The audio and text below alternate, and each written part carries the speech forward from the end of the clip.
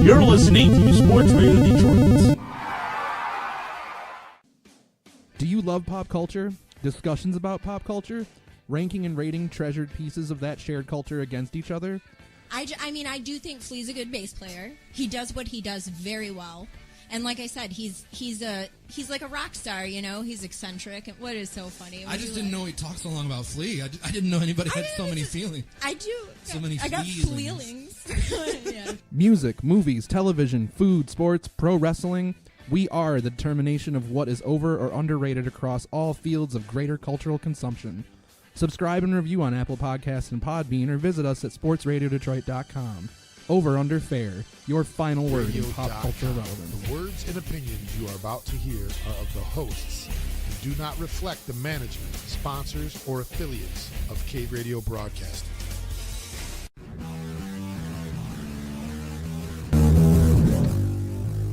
Hello and welcome to live coverage of the Royal Wedding here on SportsRadioDetroit.com. Ben Salagi joined with Jeremy Stover running the board. If you want to listen to him later with Jack Van Ash, you can on Mitten Sports Talk.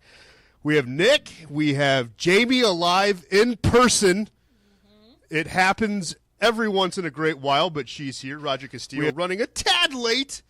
As is Mike and Mike. And, yeah, so, no, we're not talking Royal Wedding. Don't worry. Even though that is happening across the pond, as they say. Good for Ms. Merkel and Prince Henry. Good for them. I mean, they'll be divorced in 3 years.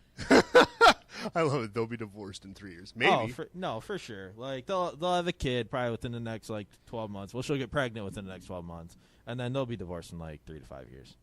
Interesting. 100%. All I know is it was on in the hotel in the breakfast room, and there was a crowd of people gathered around the TV to watch a wedding for people that have no effect on their life whatsoever.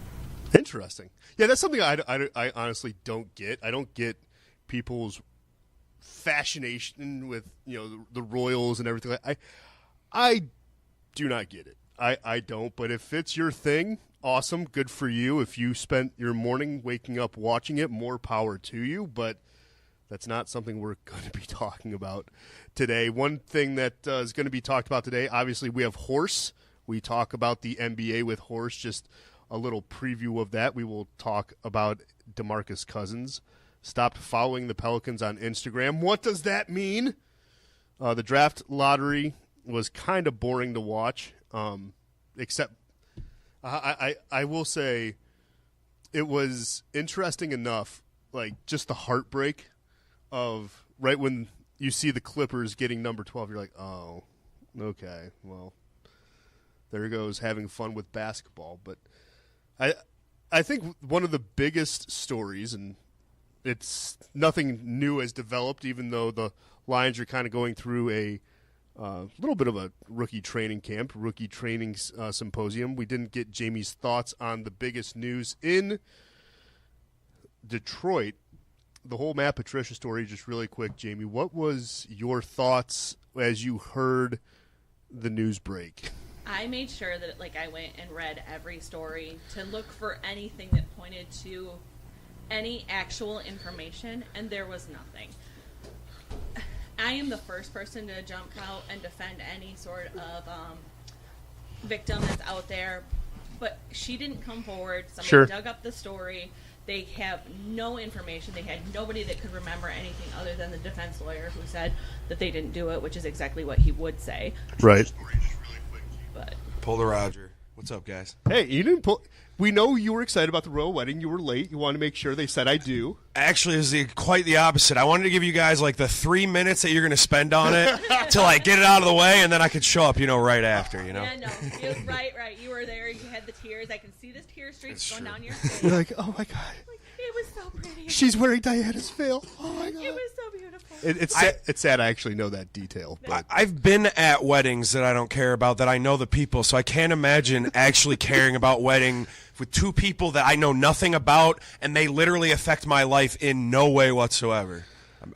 That's the perfect way to sum it up. I feel the exact same way. I don't care, but anyway. No, you're good. Welcome to the show. Love the hat. Thanks. I limped in today. Yeah, I saw that. I went to a show last night, and I'm convinced I'm not old. But when I go out and have fun, I remember, oh no, my body. Does not respond the same way. Yeah, you know. I know. Yeah, it's bad, but it just gets worse. It just gets worse. Anyway, but it's quickly going back to what you were saying, Jamie. Yeah, it's something I don't think qualifies on the person. Because obviously statute of limitations, everything like that. I think it reflects more at an organizational and league level, which is a major, major problem. But it's just I don't know. For me, the whole thing doesn't make sense. And the one issue I have with it is people saying, "Oh, it's a gotcha story." No, it's not. This is what journalism is. Sorry. I just wish that they would have had something more to report than, oh, there was evidence that was entered into the indictment, but we don't know what it was. Yeah. Because obviously there was evidence. They're not going to indict somebody if there's not some sort of evidence. But okay, but that's an issue I've had with this story. What do you think indictment means? Like, people have said that an indictment is the damning part of the story, which has been driving me insane because it's like, you clearly don't know what you're talking about if you say that, It just means that they found the jury, the grand jury, 9 of them, found enough evidence to move forward to a trial should they decide to move forward with a trial. And they decided not to. Exactly. There was a medical report. Yeah. Of course there's going to be a medical report because if there's a claim of sexual assault, there's going to be a medical report every time. And, it's relevant that, have you guys watched all the Reuben Foster stuff that's been going on? That crazy fun story. I mean, it's related in that, unfortunately, and you can't say for sure, but some people do false report, and the girl in Reuben Foster's case literally admitted that she wanted to end him and ruin his career. And, well, again, just like when somebody says anything else, you got to take everything with a grain of salt because you don't know. There's a rumor that she got paid and everything, but that's a whole other story. But some people they get vengeance, or they want vengeance, I guess. And I know, very vindictive. Yeah, and maybe that's not fair to say. And I'm not saying it only is with women in this case because it's obviously a genderless thing. But I just feel like it's weird that the parallels are there in these stories while they're both going on simultaneously. And it just kind of sucks because in Reuben Foster's case and in Matt Patricia's case, no matter what happens, you're still tainted from something like that. You are. Regardless of if you're found guilty or not guilty. Right. And I think the sliver of difference between the two, even though juxtapositioning them has merit, but the indictment means that there was enough evidence to go to trial. I mean, that's, But, I mean, you can... Like, it's not, that's not damning. No, it's not. No, it's not, but that's still a pretty significant. I mean, it is significant in that regard. Granted, you still need to go to trial and have a jury say, yeah, we agree with you. Right. But a grand jury does say, hey, there's enough evidence that we think this should go to trial. Yeah. So, I mean, that's where you get the 5 medical witnesses of, which you can presume means that there was a kit done on her, that night. There would have been no matter what. Well, right. That's what I'm saying. Like, so there's slight differences, but you make a great point with the whole Reuben Foster thing. Some people literally just want to ruin people's lives. And I hate to bring that up because it's just I'm literally going into a place, waters that I can't win. It's not a good look, right. But it's it's not a story where you can really win or lose. Exactly, but this is just bad all the way around. But yeah, that's why we had Jamie here. Figured we'd get her thoughts on it. You can, coming up soon. She is the official host of Lions SRD coming up this season. Official. It is. My Lions Tervis here with me today. There you go. There you go. In as Thunderlips would say, in the flesh, baby. And yeah, so I hope people got that reference, but I don't. That one escapes me. You've never seen Rocky 3? No. Oh. Has anyone else in the room seen Rocky 3? I'm sure I've seen it, but I get them all. Yeah, I'm in the same boat, and I've seen them, but I can't quote them. You know what I mean? Okay, so do you guys at least know who Thunderlips is? Yes. Yeah. Okay, so at least the reference doesn't. Yeah, at least it doesn't. It doesn't escape people. So that's good. But yeah, let's kind of dive into the ramble. Even though I don't know if we have the drop for the ramble, we might have to fake it like we did a couple of weeks ago. But I mean, pretty much sounds like the ramble right now. I mean, it is. I wanted to bring up the whole Miguel Cabrera stuff. Because we can talk about it. Miguel Cabrera has, in my opinion, been he's in the spotlight for the wrong reason, and it's not even his own fault in continuously. And what I mean by that is, if you didn't see the story, Miguel Cabrera, he jokingly said that he was done playing hurt. I should probably open the article, but it was along the lines of, I'm done playing hurt. They don't care if you play hurt. They don't appreciate you in this town if you play hurt. So I'm done playing hurt, and I'm just going to worry about being healthy. That was the gist of what he said. But the follow-up to that is, since he said that, not 3 days later, there was a report in the Free Press about the fact that there was an ex-Marlins executive saying that every time he saw Miggy would tell him that he wanted to come home, and the executive was always like, "Yeah, man, we don't have the payroll, we can't do it." And yeah. And he's come under a lot of fire for this, and I don't know. I guess before I really launch into my issue with this, do you guys have issue with Miguel Cabrera bringing this stuff coming out this week? I don't have an issue with it. I find it interesting that he would say things, because normally he's tight-lipped. Yeah. And he doesn't say things like this.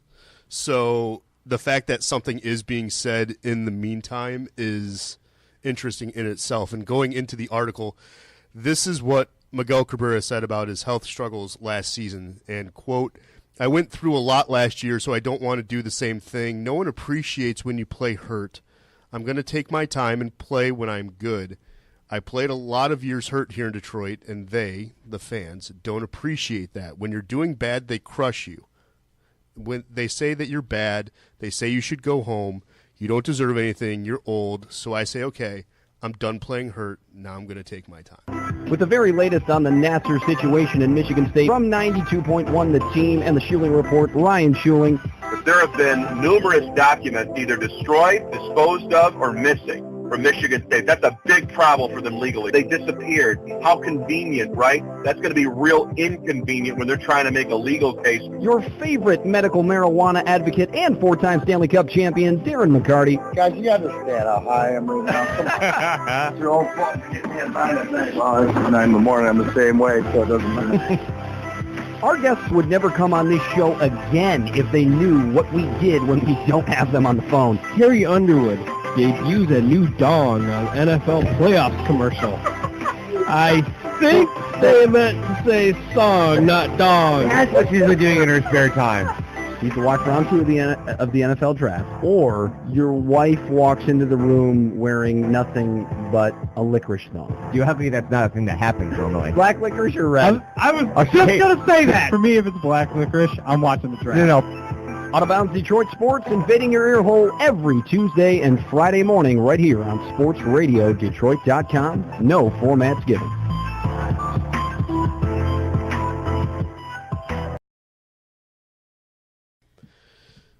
My issue with his whole line of thinking there. First of all, he is generally very tight-lipped, and so he doesn't let everybody know he's actually playing hurt. He shoos people away when Kevin Rand comes out onto the field. "Oh, I'm good, go away. I don't want to come out." But the fans have been saying for years he needs to not play when he's hurt. They can see when he's hurt, he limps, he's slower, he moves in a different way. And people have been saying, stay on the DL, get healthy, because you come back and get injured again right away, and he doesn't produce when he's injured. Yeah, I mean, we know, what was it, 2014? Maybe 15, he was literally playing on one leg. 2015. Yeah. So and it was obvious, but yeah. Okay. So, I don't think anyone here doesn't appreciate the effort. Look, he did it because it was World Series or bust for probably too long here. If you really think about it, I mean, I'm not saying it wasn't justified, but man, just the expectations of Tigers fans was incredible. Like, I still remember that Red Sox series that everybody's just like, this team sucks, blow it up, I'm done. Because, I mean, that was the year that they were going to win it, if they were going to win it. But getting back to what Miggy said in the first place, something that I feel like has been kind of blown over, that kind of gets lost in the translation since this story came out.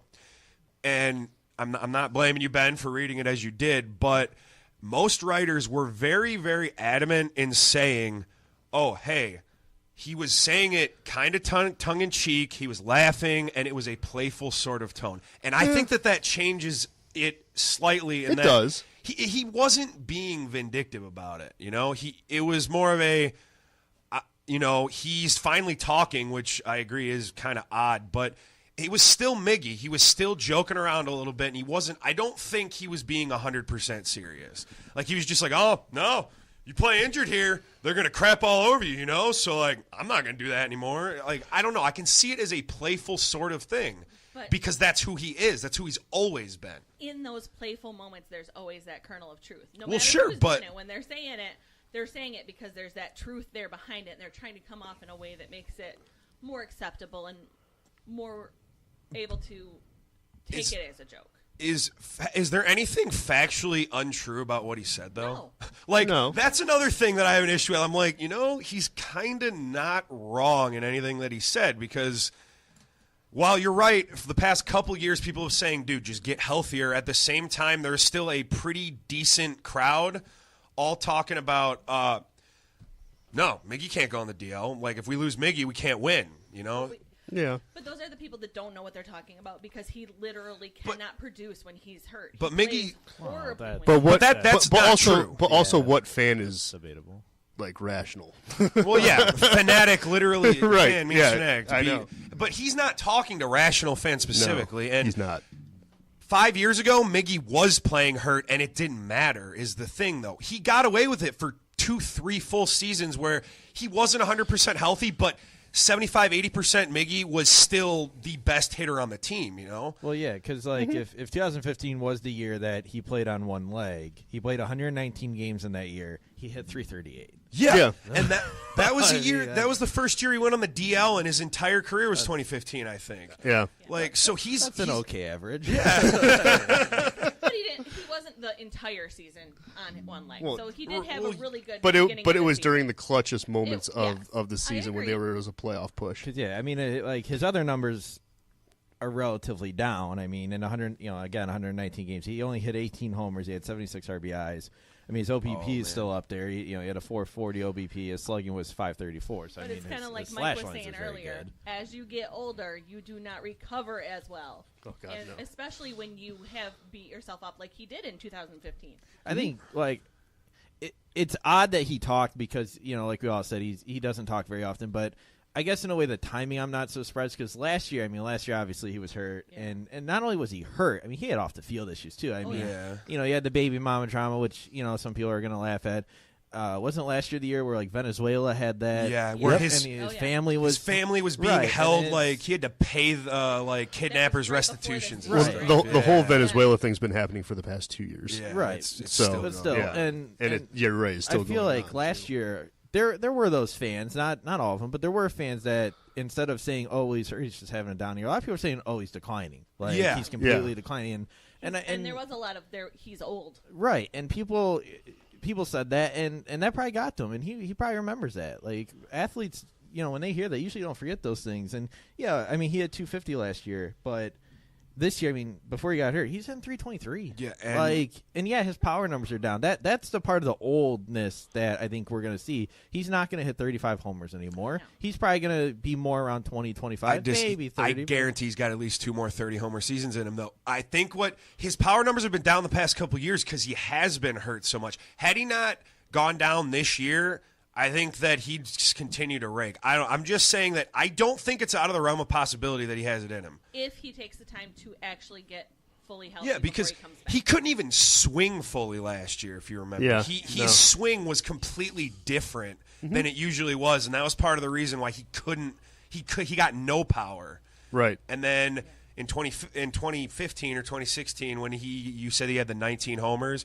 is the same thing. Like he sacrificed power for singles, and that's why his average was so high. I know. I'm just saying that maybe it's just me, but I find it really hard to just count one of the best right-handed hitters of our era. You can't just count him out, you know? And I feel like people have done that the past couple of years. Yeah, but going back to the whole talking with the Marlins exec and everything like that, where the guy did say he always wanted to come back to Miami. You know, every time I'd see him over the years at the All-Star games, he would say, "Hey, I'm ready to come home." And I would tell him, "Hey, we don't have the payroll capacity." Whether that's tongue-in-cheek or not, it's still newsworthy. I completely disagree. That sounds like something you say to an old work associate when you see them when you don't work with them anymore. You know, like, "Hey, man, I want to come back home. What you doing?" And the guy's like, "Dude, we can't afford you." And then you both share a laugh. I get that, but again, it's still, to me, the reason why it's newsworthy is, one, again, don't want to be a broken record, but he is tight-lipped, so why would this get out now? So because of what we just talked about. Oh, I know, but again, it falls in with it. Yeah. So that's part of what makes it newsworthy. I mean, if he's joking or not, great. It's still worth typing 250 words on it, which is exactly what the Detroit News did. It's not like one of those earth-shattering, like, hey, like, what the hell's going on? Like, it does make you do like the dog head tilt, like, huh, like what? Okay, and it makes you think about it.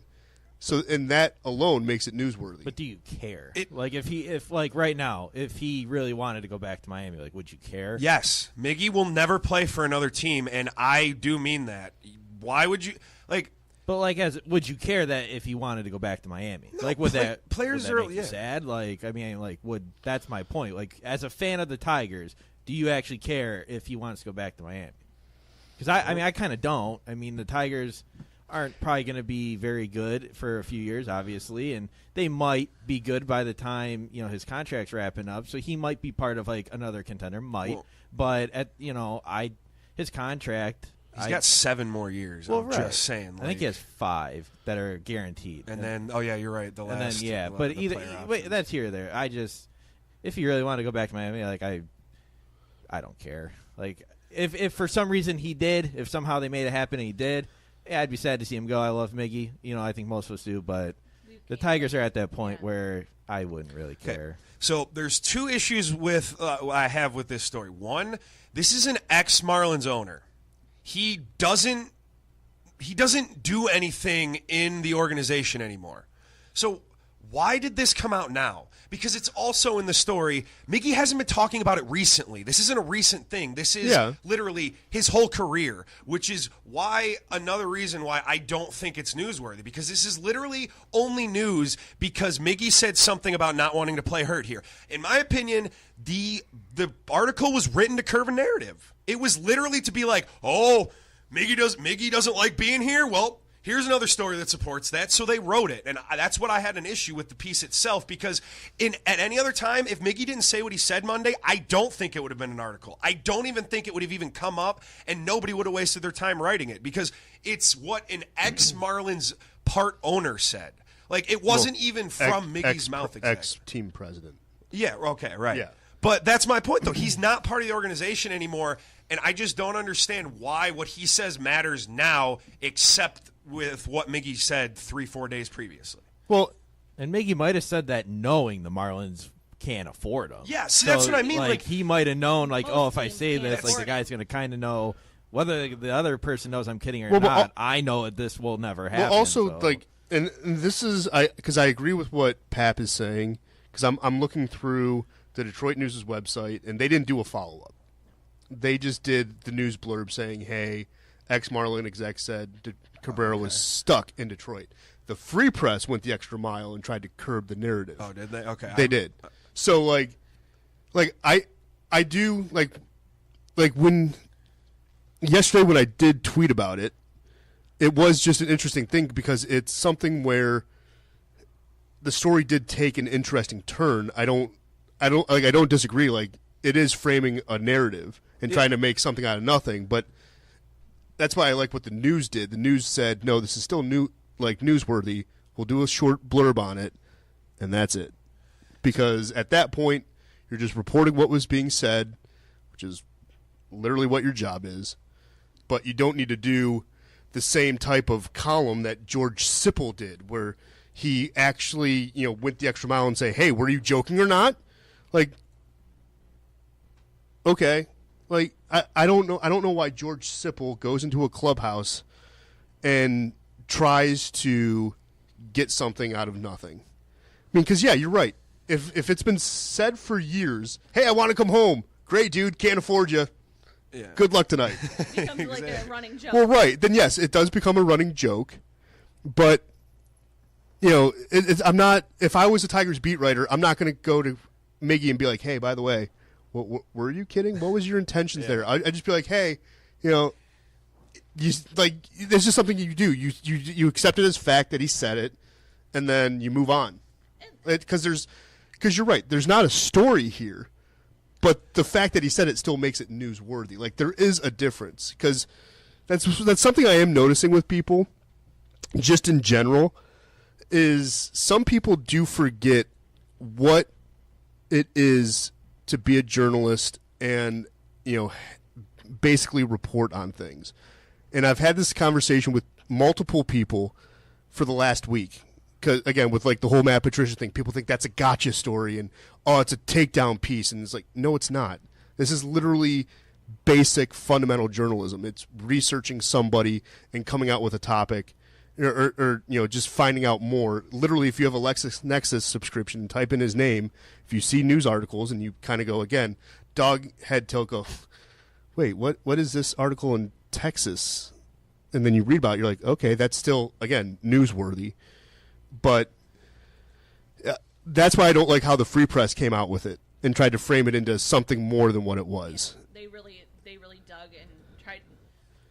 And that's what's frustrating for Miguel Cabrera is when people do that, because he's like, really? Well, yeah. I have to answer 5 questions on this? Especially since, like, you guys have that with your friends where you just, like, you have some dumb inside joke that you guys think is funny, and then when someone hears it and they think it's real, it's embarrassing. You just kind of facepalm a little bit, and you're like, oh, man. Well, and you can tell, too, that George Sipple pressed him even on the comments that he made about the fans, saying, like, no one appreciates you, because there's a graph, granted it's a one-sentence graph, where he says, Cabrera refused to discuss the matter further on Friday. It's like, okay, I understand. Words are powerful. How long do you want him to discuss the matter? Well, but, like, it's not just that. It's, like, again, like, I understand where George is coming from, but you can tell Miguel Cabrera is frustrated. Because he's been injured for the last basically 4 years. He hasn't been healthy, and he's just taking a stock in his own personal health because he is getting older. Like, I'm not gonna press him on that either. You know what would be better for that? What's up, Nick? Warm weather.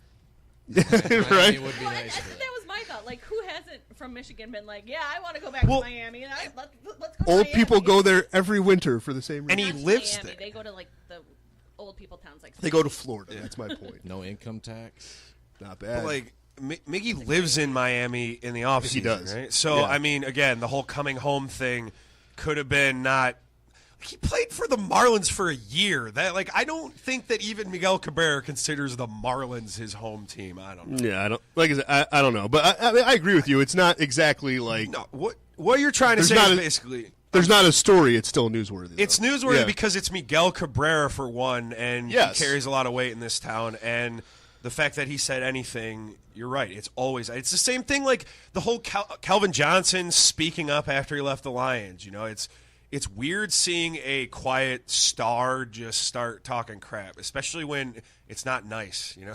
Like, well, yeah, you find out that he really doesn't like the organization with the way he handled them, and yeah. Calvin, to me, has been like, that's been like my Santa Claus moment. Like, every time Calvin talks about the Lions, I'm like, Calvin, no. Like, and I don't blame anything that he says, but it hurts me every time.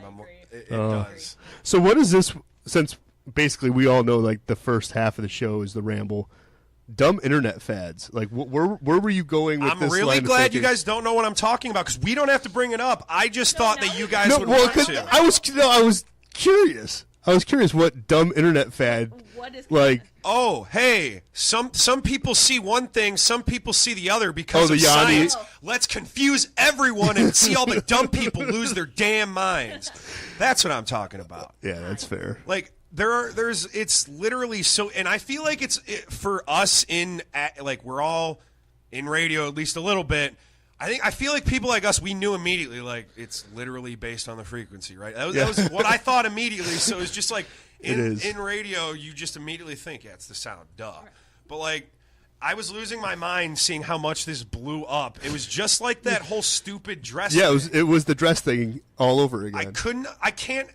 I don't understand how people can care so much about it. Is my thing though. Right. I don't get that either. Because even the dress, like, oh, okay, I don't know why you see one color and I see another. Kind of interesting, but I don't. Like, people were legitimately getting angry and losing their friendships over it. They're like, yo, we're arguing about this. No, I'm done.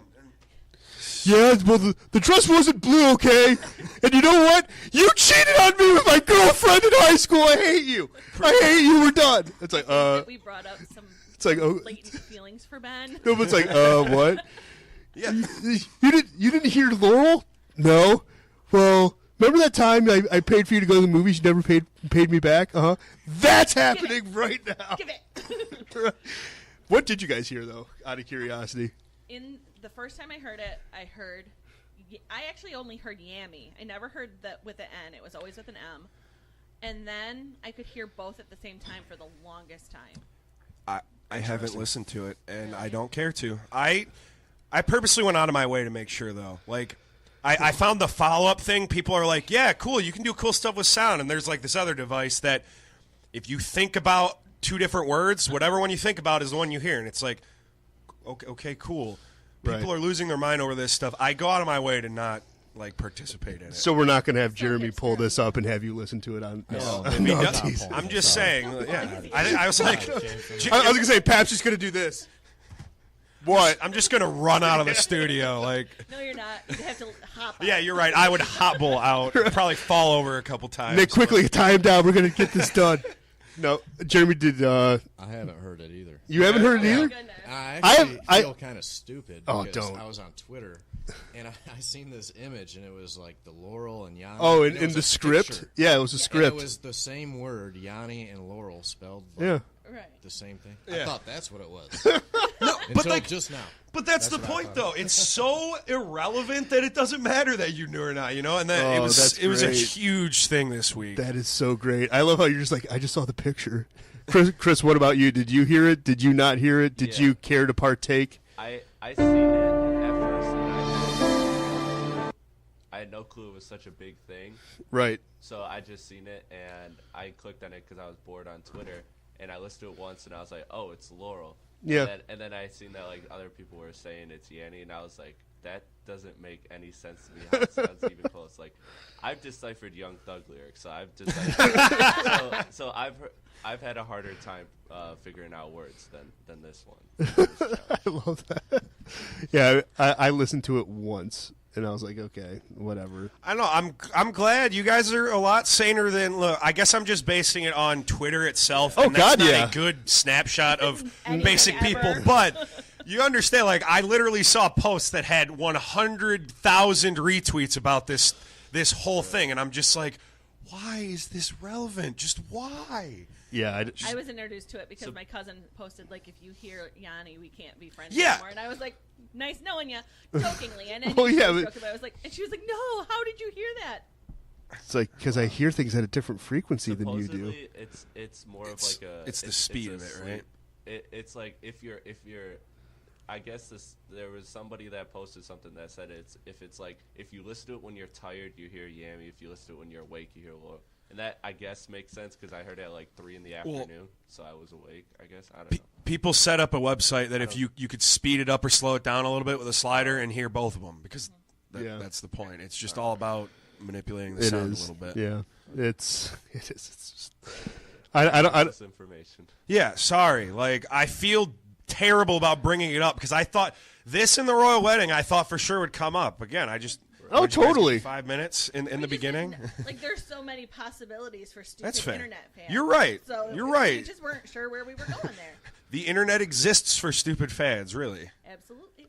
totally does. Not saying our fans are stupid, but yeah. No, but what other internet fads did you guys just like not get? That's what I would like to know, because I never understood planking. I never understood the whole, like, way back when, like, people would just be like, I'm just going to lay on this. It's like, why? And take a picture and post Yeah. it. Yeah, that's one internet fad I did not understand. Yeah, and then, well, the only reason I participated in it because it devolved into what was jokingly called Batmaning, which is you hang upside down from things by your feet, you know? I did not even know it evolved into something. This is like a college thing. Like, I was in college, had a couple Story friends time come with up, Pat. and we're walking around the dorms. We've had a little to drink. We're just being idiots, just talking to everybody. And a friend of mine literally sees a tree, and this is like right at the height of this fad. And he sees a tree, and he's like, dude, I could Batman on that tree. And I'm like, yeah, probably. We're walking to get a pizza. He runs at the tree and, like, jumps in it and goes to hang upside down. He falls from the tree, rips his pants from the crotch to the ankle. Like, no joke, straight rip. And then oh my goodness, gets up off the ground, brushes himself off, and then we continue to walk to pizza. And he's like, yeah, that was dumb, but we didn't bring it up. He's walking. You can just see his entire leg, and he didn't even give a crap, but that was the extent of planking that I did. Sell those jeans for like $600 now. It's true. Like that they're in style. And they're distressed. There's another internet fad I don't understand. Less jeans. Why was it called Batmaning and not Spider-Maning? I don't remember because Batman being upside down. The whole, like, if you've ever played, like, a Batman game, for instance, or just he literally just looks like he's standing upside down when he hangs upside down. And that was, I'm not saying it's logical. The internet isn't logical with this stuff, you know, but yeah. I actually don't know the It always origin. comes from the drunk people who are doing things. Yeah. So that's the logic level that you have to reach. I'm thinking that's really what it was. Somebody had too much to drink and was like, hey, it looks like Batman. And then that's how it started. But I couldn't tell it. I would agree, though, with Nick. It would be more of a Spider-Man thing. Because everybody likes Batman more, I guess, is the only reason I'd say otherwise. Unless you play the games, Batman doesn't hang upside down. Sure he does. Not really. A little bit. Not much. One of the most iconic scenes of the whole new Christopher Nolan stuff is him hanging down. Yeah. It happened in Batman Begins when he's in the freight yard. Yeah. We can't get into Batman because I have very strong Batman feelings that don't agree with anybody else. So. Do you watch Gotham? Yes. Oh, good answer. Gotham is a generic cop show with Batman as the context. Wait. It's a super generic cop show with really, really trite dialogue. It drives me crazy. Well, we could talk about TV shows. I'd love to do that. I'm a Batfleck fan, so you know. Oh yeah, we could argue. He's not Bruce Wayne. He's the same problem with so many superhero actors right now. He's not playing Bruce Wayne. He's playing Ben Affleck. And that's my issue with him. Well, my issue is people multicasting the same actors in the same universe, like type thing. Like whenever I see Ben Affleck, I'm like, you were Daredevil. Like you're not Batman. He wasn't Daredevil either. Well, I know, but like same thing because like the Avengers, Thanos is Josh Brolin. Yeah, Josh Brolin, who's also in Deadpool 2 as Cable. So you're like. So Thanos is gay. I just said Deadpool. I was like, that's the same guy. Right? And I'm like, so you're two people? You brought up three separate universes, though. Deadpool can't be in the MCU, and then MCU isn't. I know, but it's weird. Look, like I'm just saying. Well, I know it's a good thing because Chris Evans got a good part after being unfortunately cast in a really, really crappy Marvel movie. Yeah. He was the Human Torch. He was. No, you're totally right. I totally forgot about that. Michael Jordan. Michael B. Jordan. Yeah, I just saw Black Panther for the first time last time. And he was Killmonger is so dope. He's not a villain. I'm just going to tell you this. I spent the whole movie. My friend came over the last 30 minutes, and I was like, "Hey, so is there a part where I think Killmonger's an actual villain?" He's like, "No, you pretty much the whole time like." What about Thanos? I haven't seen Infinity War yet. I caught up on every Marvel movie this week. I haven't seen like 4 or 5 of them. I watched all of them this week. I will say that for me, and I'm a huge Marvel fan, I think that Thanos is the first, so far, real villain that they have. Because I'll feel the same way about Killmonger as I do about Loki, and I can go hours about that. But well, I think that Killmonger there was literally nothing wrong with what he did. I don't want to spoil anything, but he literally kills somebody, and I feel like that was only added in to show he was evil. To be like, oh, you got to dislike him. Yeah. You know what I'm talking about in the scene where. I think that Marvel does that really well, where villains are kind of like you can get in and understand why they're doing what they're doing. I like that about Marvel. I like that you're like, yeah, that's kind of bad, but I could see myself following that path. I actually completely disagree, which is why I don't want to get in. Only recently. Marvel movies actually have some of the least accessible villains ever. I don't understand Iron Man 1 is one of my favorite Marvel movies. It might be my favorite of the whole universe. It was the one that started it all. The villain in that movie makes literally no sense, and I love Jeff Bridges. Big Lebowski's is my favorite movie of all time. That's just like your Obadiah opinion. Stane was a bad villain. He made no sense. What he did in the movie made no sense, and Marvel has that issue, in my opinion, where their villains don't make sense. So Well, I think I agree with you. It's just more recently because they're figuring out a better formula. You know? I love the fact we're talking about this when Roger's not here. Right? That's what he gets for not being here. I seen something about Thanos, and it was funny because, the premise, without spoiling anything, the premise is he believes that the universe needs to be balanced and that there's only finite resources, so he wants to wipe out half the universe to basically ensure that the other half lives and lives a sustainable life. And so I remember seeing people I seen a tweet and it just had me dying at the end of it because it was right after I seen the movie. I went on Twitter and I seen this tweet and it's like, y'all are empathizing with Thanos when he basically did the same. He basically had the same intentions as Hitler. Yep. Yeah. I was about to say anybody who thinks that that's reasonable, no. That's been done several times in history. In order to save the world, I got to kill a couple million people. And it's called insanity and genocide too. And yes, I was going to say there's a word for it too. I would say in the movie they do a good job of you're in the moment and you're thinking this guy just doesn't. I have a lot. I don't know. I don't think that they did a good job. Having read a little further into it and what really motivates Thanos in the comic world. Oh yeah, the comic world is totally different. But my friend was breaking that down. If they would have went more into why he's doing this, to me it's just I just don't like people, so we're just Nobody wants origin stories anymore. Even new heroes don't have origin stories anymore. That was one of the greatest things about Black Panther. It wasn't an origin story, which I can't handle origin stories anymore. I don't need an origin story. There needed to be a little more. Well, that's just it, though. There was Thanos is literally worth an origin story. You can't delve into it otherwise. I'm a nerd. They introduced him ages ago, and then just let him kind of off in the background. Because that's kind of what he is. Same with Galactus. You're always supposed to remember that those two beings are always there, and they're really, really strong. You know. Yeah. I love when Nick's just shaking his head. I wish I knew what you guys were talking about. Dude, maybe not, because I'm guessing since you don't, you probably had a way different childhood than me, all right? My childhood involved getting picked on for knowing this stuff. It's cool now, but it wasn't cool 15 years ago, man. I will fully admit that I jumped on the Marvel bandwagon right about Thor: The Dark World. A little bit before that, that's when I got into it. And I've never seen a Thor. Geek. Never seen a Thor movie. Well, me either. I think I've seen all the Iron Mans though. The first Thor was okay. The second Thor was really good. The last one was because I have no interest in Thor. I just don't. My! We should drop this. I literally think that Thor is the worst besides Captain America in terms of movies. Thor Ragnarok was, I think, the worst Marvel movie I've seen. Literally was just like I was telling you, I think Ben Affleck just decided to play Ben Affleck. That's what they did with Thor. Chris Hemsworth decided to be like, you know what, guys? You know Thor is supposed to be like this old-timey Norse god?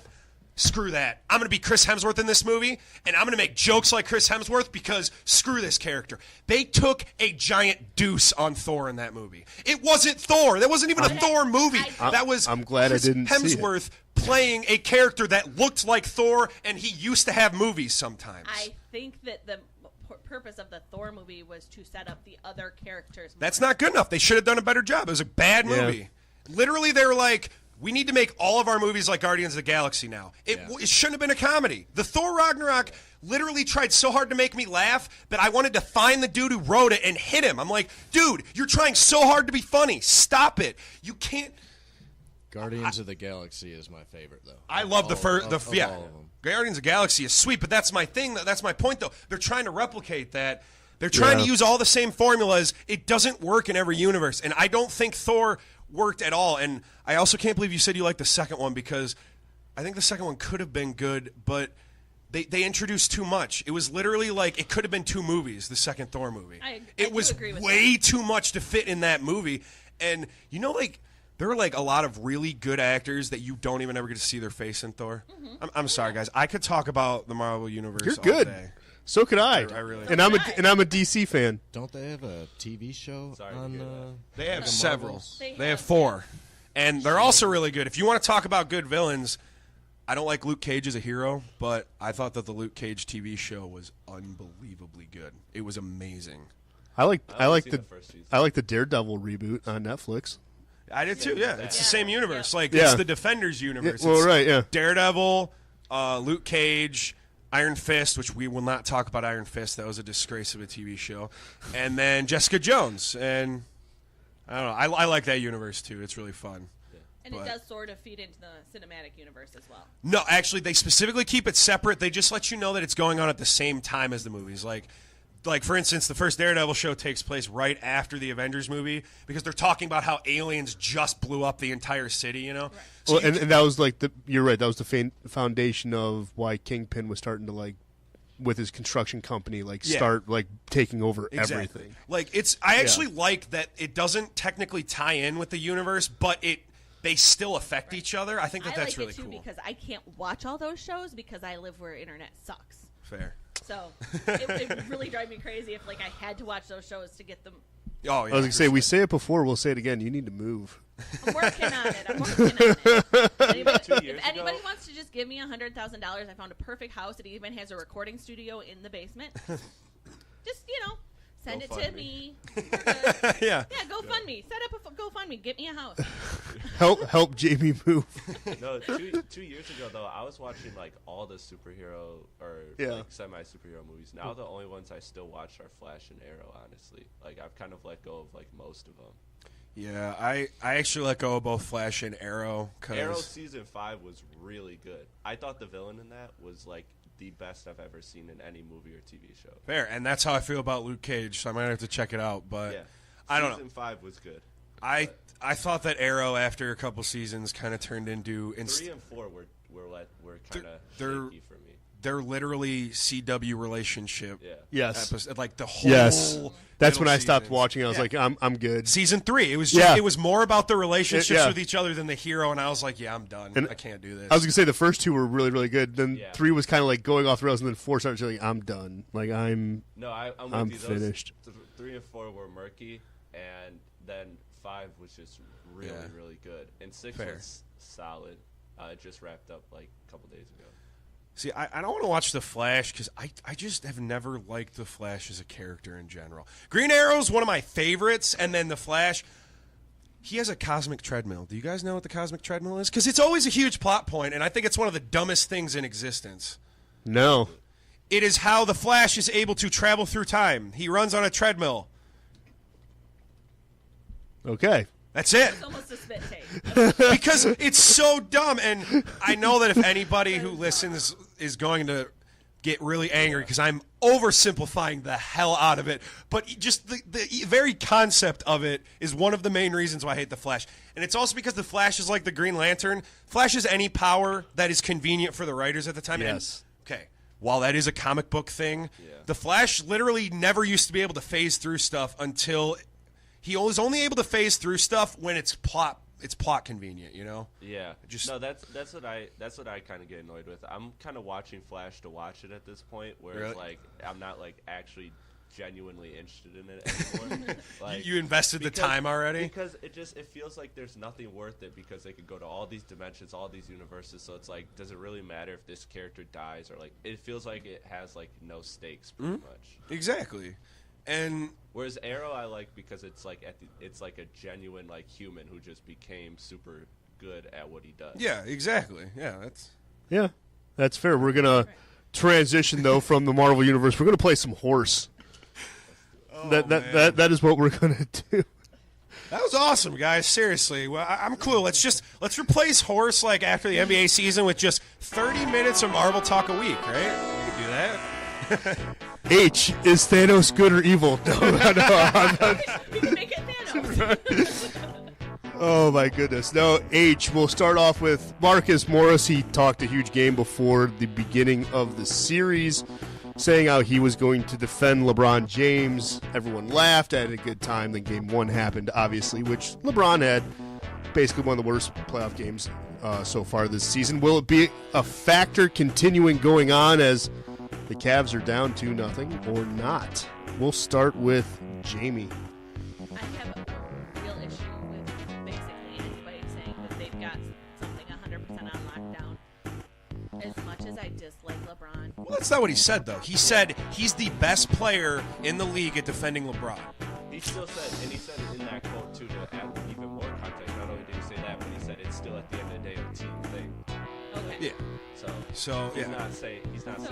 Then he built some leeway into himself, because that's what I was going to say. Is LeBron can adjust in game. He's shown he can. As much as I don't like the guy, he is able to adjust. But I do think, I mean, obviously he stood up for his word so far.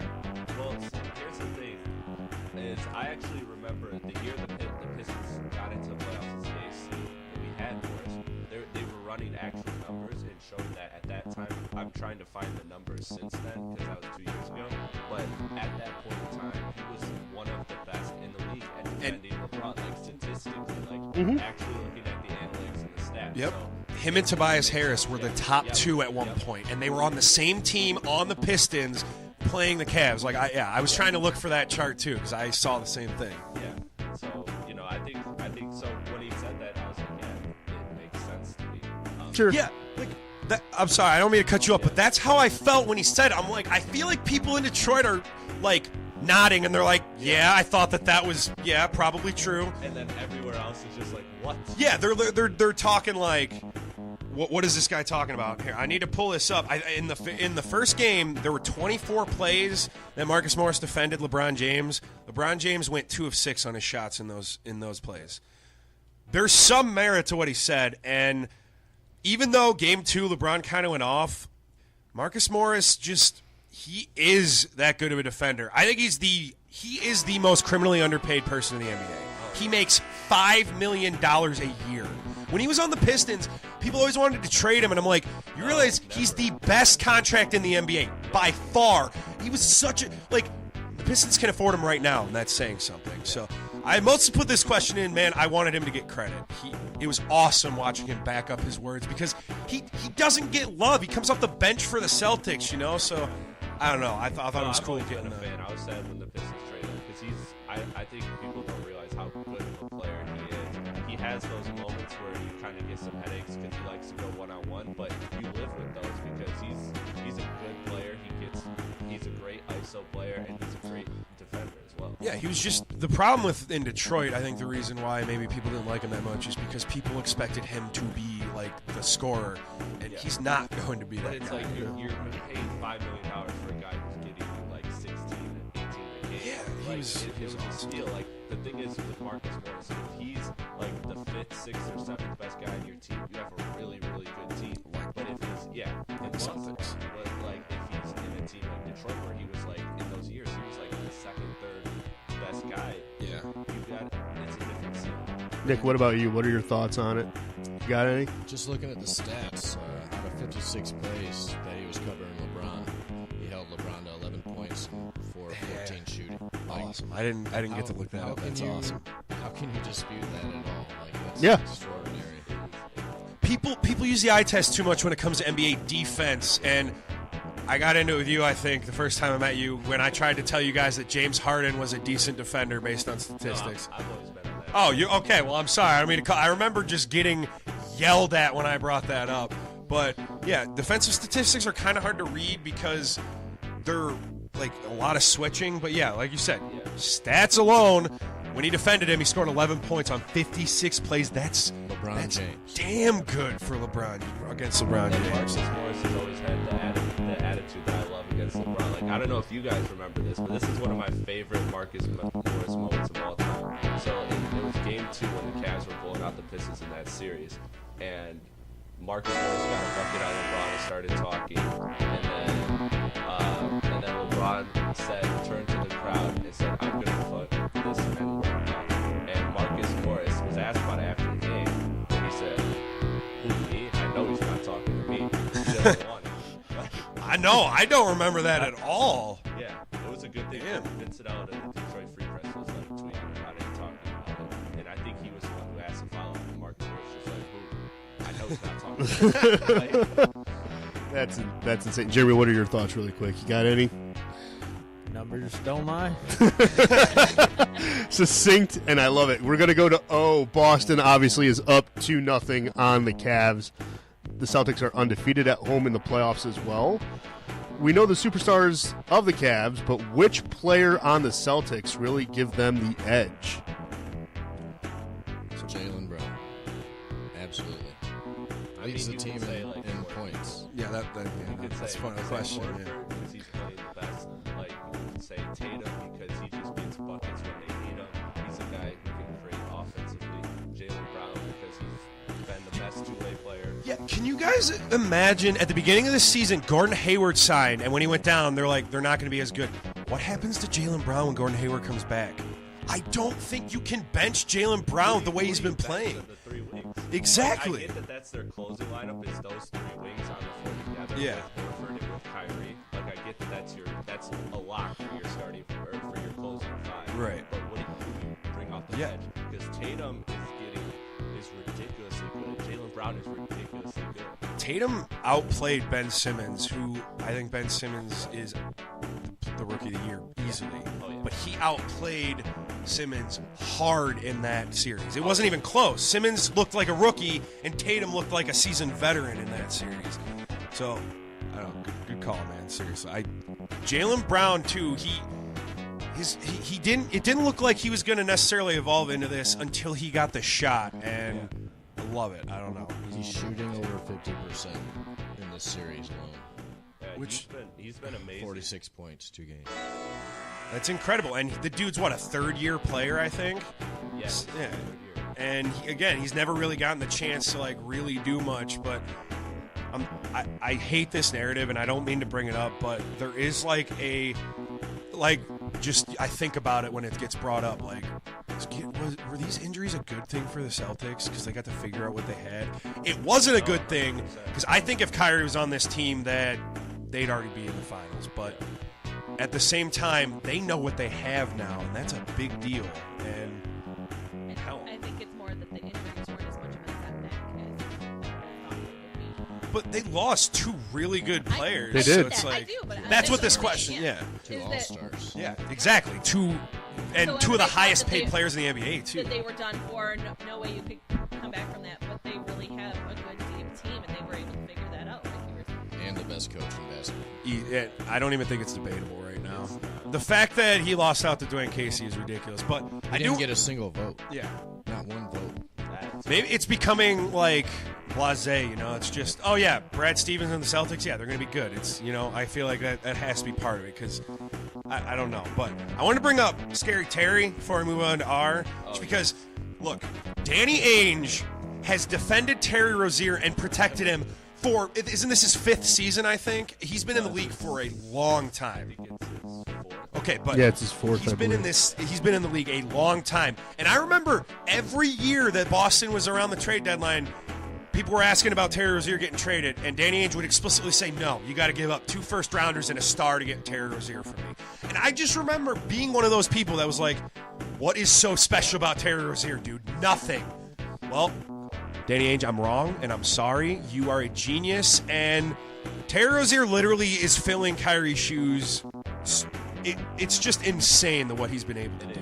It's to the point where the next time Boston gets it, every time Boston gets an injury, you think they're going to be better. Yeah, you're right. It's Yeah. really weird. Like, Well, I was gonna God say- forbid Horford goes down. This team's winning the championship. Well, I was going to say, I'm glad you brought up Rozier because for me, he's the one that is, and I hate using the phrase, but I'm going to use it here. He's the straw that stirs the drink. I mean, because if you look at it in Game 2, if you watched Game 2 when the Cavs were ahead, I believe, who was it? I think it was Jeff Van Gundy who said Terry Rozier needs to start taking over this game, and he hadn't yet at that point. And when he started to, like, getting rebounds, getting transition, and starting to attack the rim, that's when the tide turned and the Celtics started to play more even with the Cavs, and then took the lead. So, I mean, it's for me, he's the guy that really gives the team an edge because I looked it up. He's a 2-year player, but he's a guy that's playing out of his mind. And that whole scary Terry thing, I love. I think it's great. I might even buy a T-shirt, and I don't like those type of T-shirts. I love this story. The dude just everybody in that organization was like, this is our best kept secret, and everybody openly mocked them for it. And it's like, I love it when it turns out that they were right, you know? Because he was literally called Mr. Untouchable by the league a lot of times. Yeah. Literally, because people, Danny Ainge just would not part of him. I remember reading jokes that he'd say, oh yeah, give me your next 4 first-round picks and I'll give you Terry Rozier. That was like the ridiculous price tag he'd put to just basically say, I'm not trading Terry Rozier. And then someone offers it, he's like, oh, God. and your firstborn. It's like 5 first-round picks. Deal breaker. It's done. It's over. All right, let's go to the series on the other side. The left coast has been really, really wild. I mean, game 1, it was a blowout. Game 2, Houston does the same thing and blows out Golden State. They're 2 completely different teams. They play differently. We know the superstars of these teams, but who of the non-stars of these teams have provided the biggest boost in your opinion? We'll start off with Chris. Well, for Houston, it's been what PJ Tucker did in game 2 was huge. One of my favorite players in the NBA. I love PJ Tucker.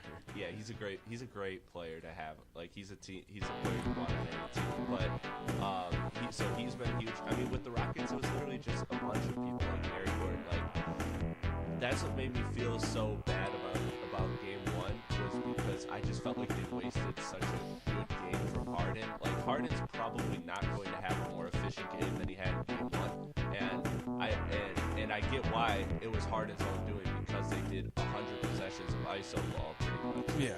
Which is why nobody had a rhythm. Which is why nobody else scored points for the team. But if they would have moved the ball more like they did in game 2, then maybe this could be a different series. But with that being said, I still think as far as it goes, with PJ Tucker, it's Trevor Ariza defensively playing KD. That was huge as well for the Rockets. And then on the Warriors side, I really like the minutes that Iguodala is given. I think he's been. I know everybody loves Iguodala, but I still feel like he's been undervalued in this series. I think he's done great defensively. Done some good things for the team. Kept them going when their stars have been on the bench. That's fair. What about you, Nick? Non-star that has kind of impressed you the most? For Golden State, it's kind of difficult to find a non-star. Right. So I'll go with the lesser of the stars, Klay Thompson. If you can even say he's not a star. One of probably the best defender besides Draymond on Golden State. I think Clay's about to get the max this year, but next year rather. Yeah. For Houston, I agree with you. It's PJ Tucker and Eric Gordon. In their loss combined, they had 16 points. In their win, they have 49 points combined. Proof's in the pudding. That's fair. What about you, Pat?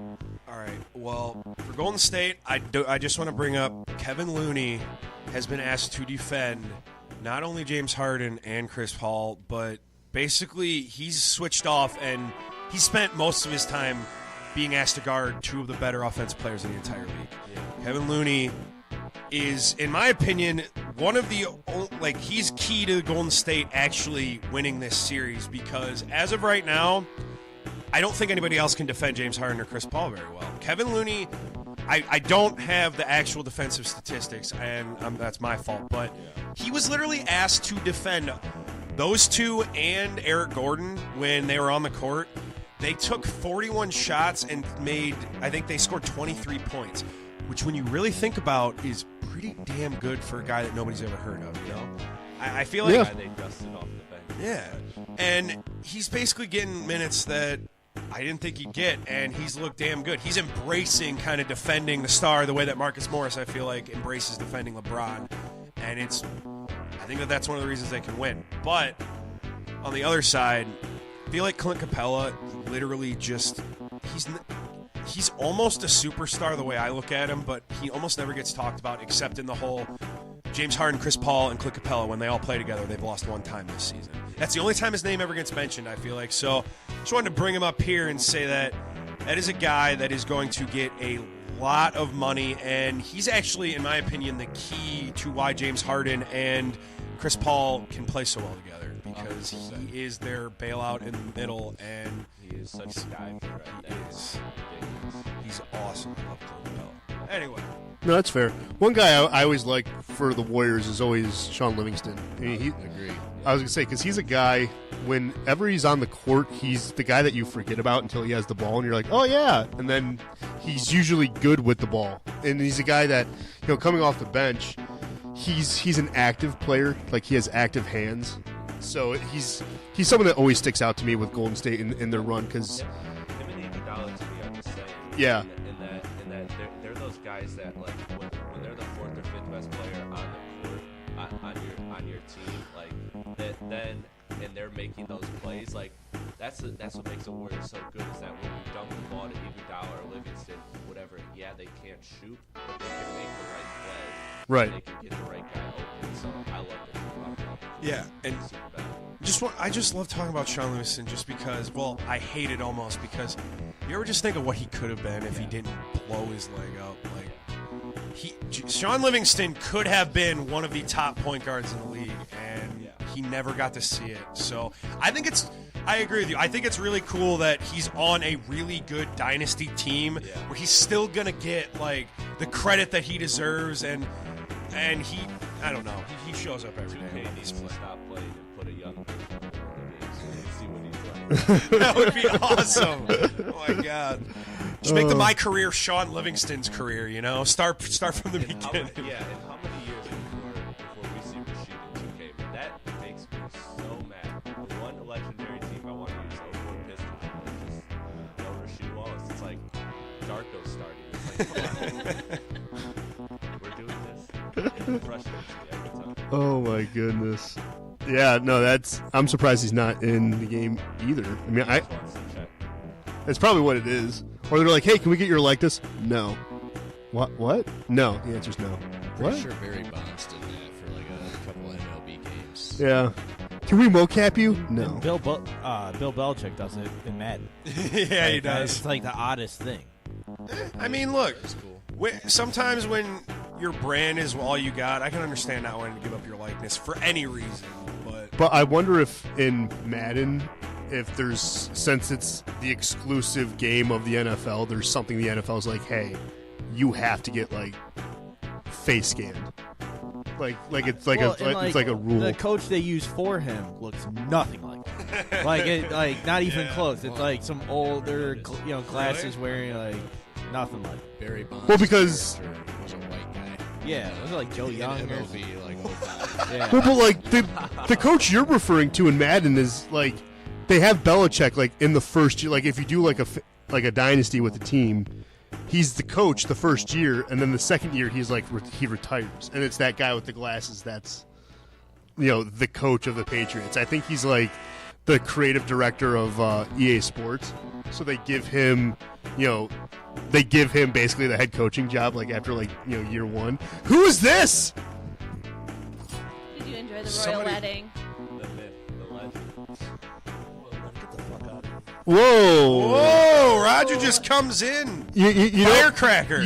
People can see you, right? As Roger just comes in, screw everybody. I hate life. They can see that nice haircut. Thank you. But I high and tight. Yeah, high and tight. Thanks to Stephanie over at Cream Barbershop. Free plug. First and foremost, Sean Livingston is a G. For overcoming the injury he did. Yeah. I'm just happy he gets rings. Yes. Yeah, that's what I mean. I love that I love that you brought it up because, like a guy that he can be on a team and just still get rings. Yeah, and he deserves it. I mean, the guy, I think, could have been one of the best point guards in the league. With that. I love how you just come in like. Well, I was you were watching here, on like, Facebook Live. I got furious when he was talking about how crappy Flash is. I was like, yeah, see, well that's why I brought it up, because I had visions like of you like driving like angry. Like, I was going 90. I'm like, what the. And then you realize you're going, like, you realize you're on Telegraph. You're like, oh god, the speed limit's 45. I literally only bring up my hatred of Flash because I know it rubs people the wrong way. Because the Flash is more than what it is. But get back to the likeness thing with Bill Belichick. I always thought it was weird when you were playing Madden and some dude that looks like a history teacher that looks like. I was just explaining that, like, because Belichick's in the game. Like, if you honestly ever play the Patriots, like if you take if you want to rebuild the Lions or like the Chiefs or the Browns or whoever, I always rebuild the Browns because I moved them from Cleveland like a jerk, and I laugh when I do it because immediately when I take over the team, I send the first year and I do relocation. I'm like, that's right, Cleveland, I'm ripping out your heart, and it's fun. Yeah, just do it all over again. Shut him off.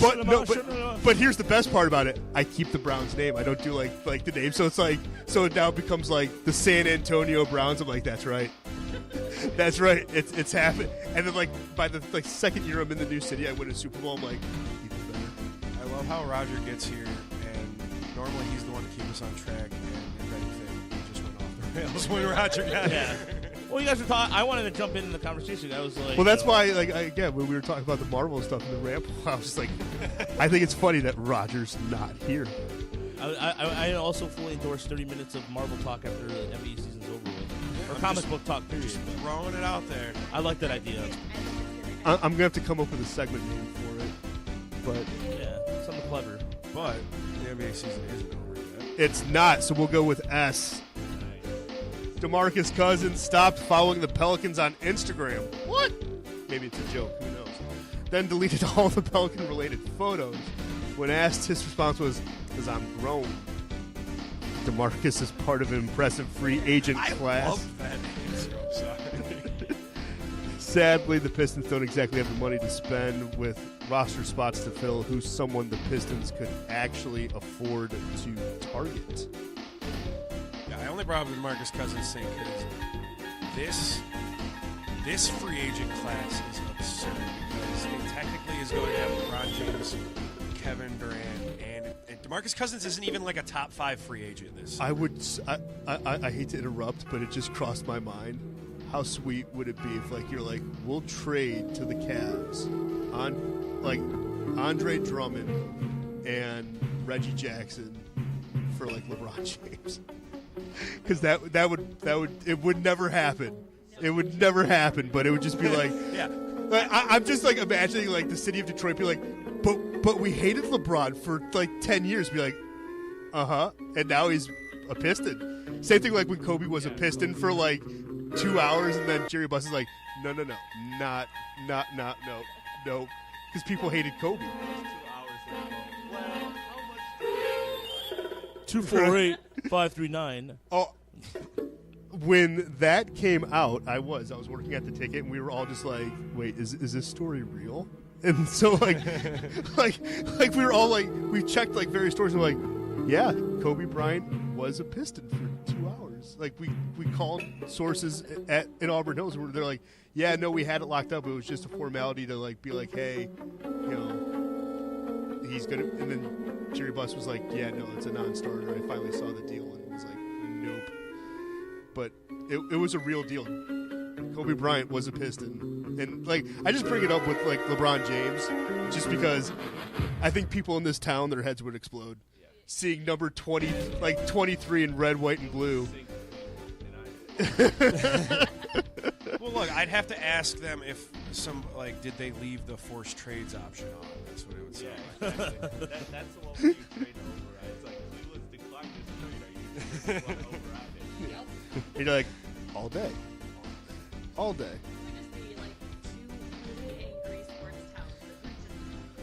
Oh.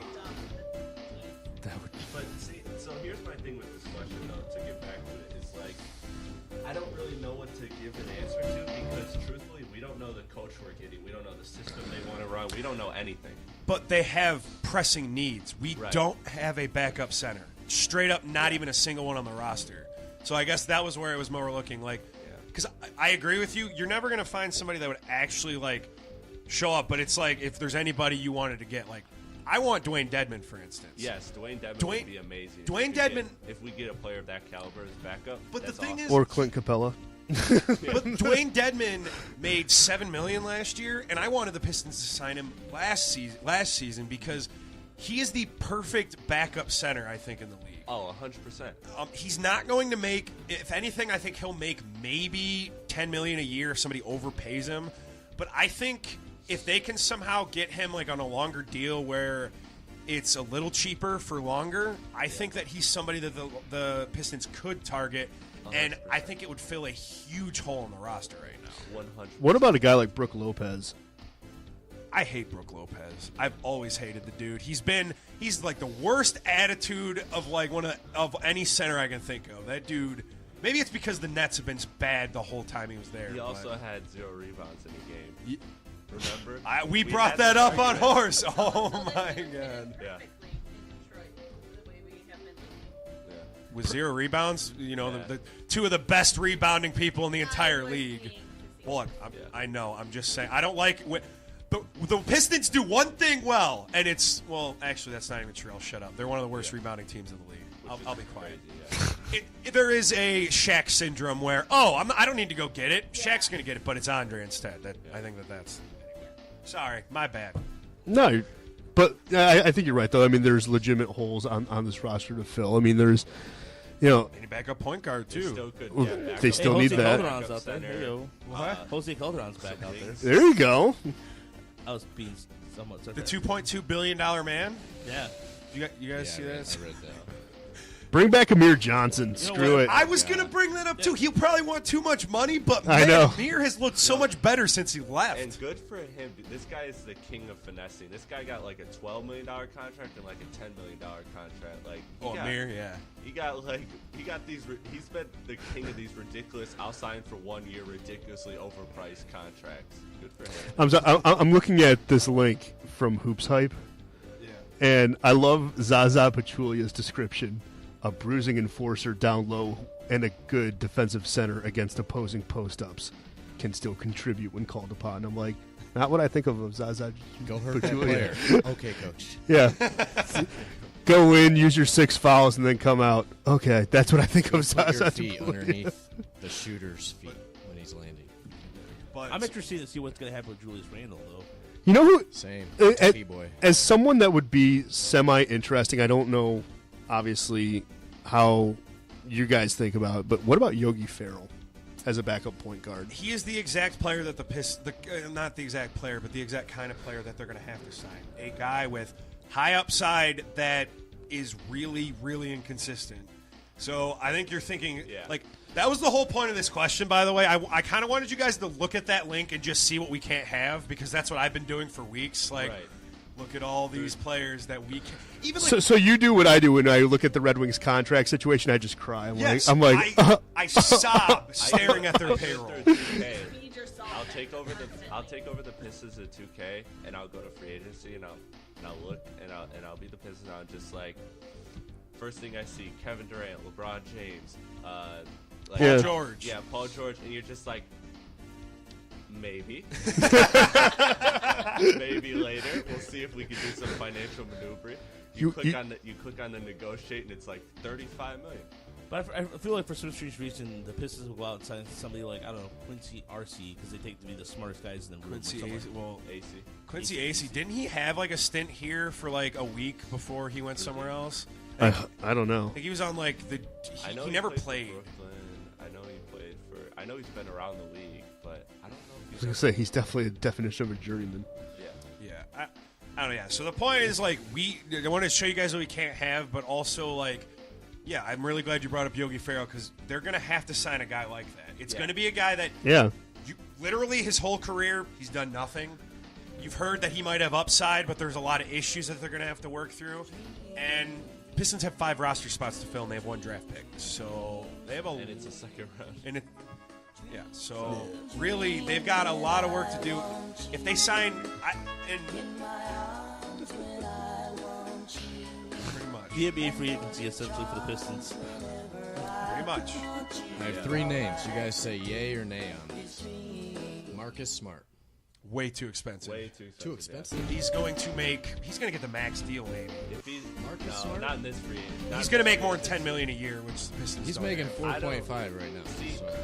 Right, but that's going to go up though in free agency. $10 million sounds like it's reasonable, but like the thing is with this free agency class, is like nobody has money to spend. Everybody's still locked in from the summer, from that crazy summer. Utah, LA. But is LA OKC. That's smart. What about a guy like Mario Chalmers for a backup point guard? Well, I don't like it. doesn't But, have a lot of cap room either because of Steven Adams and Westbrook. They're on the books. but they have more than $10 million. Like $10 million isn't a lot in the NBA right now. Tyler Johnson makes more than that per year, and Marcus Smart could start. Oh, I'm with you. He's valuable enough for $10 million. I just don't know if the market is because like it seems like the market like teams like Philly and stuff they're going for stars. Like it doesn't seem LA saying that they're going for stars, but I don't know.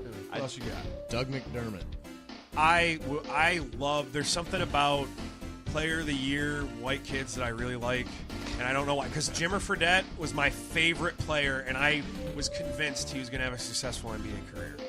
So I would. He did okay in China, I think. I like him. He gives us a good dimension as a 3-4 that can stretch the floor. Like The only problem with that is if they sign him, it just makes me again look at why is Henry Ellenson drafted and why is he on this roster. Right. That's my only issue with like signing somebody like that. So another small forward, Jabari Parker.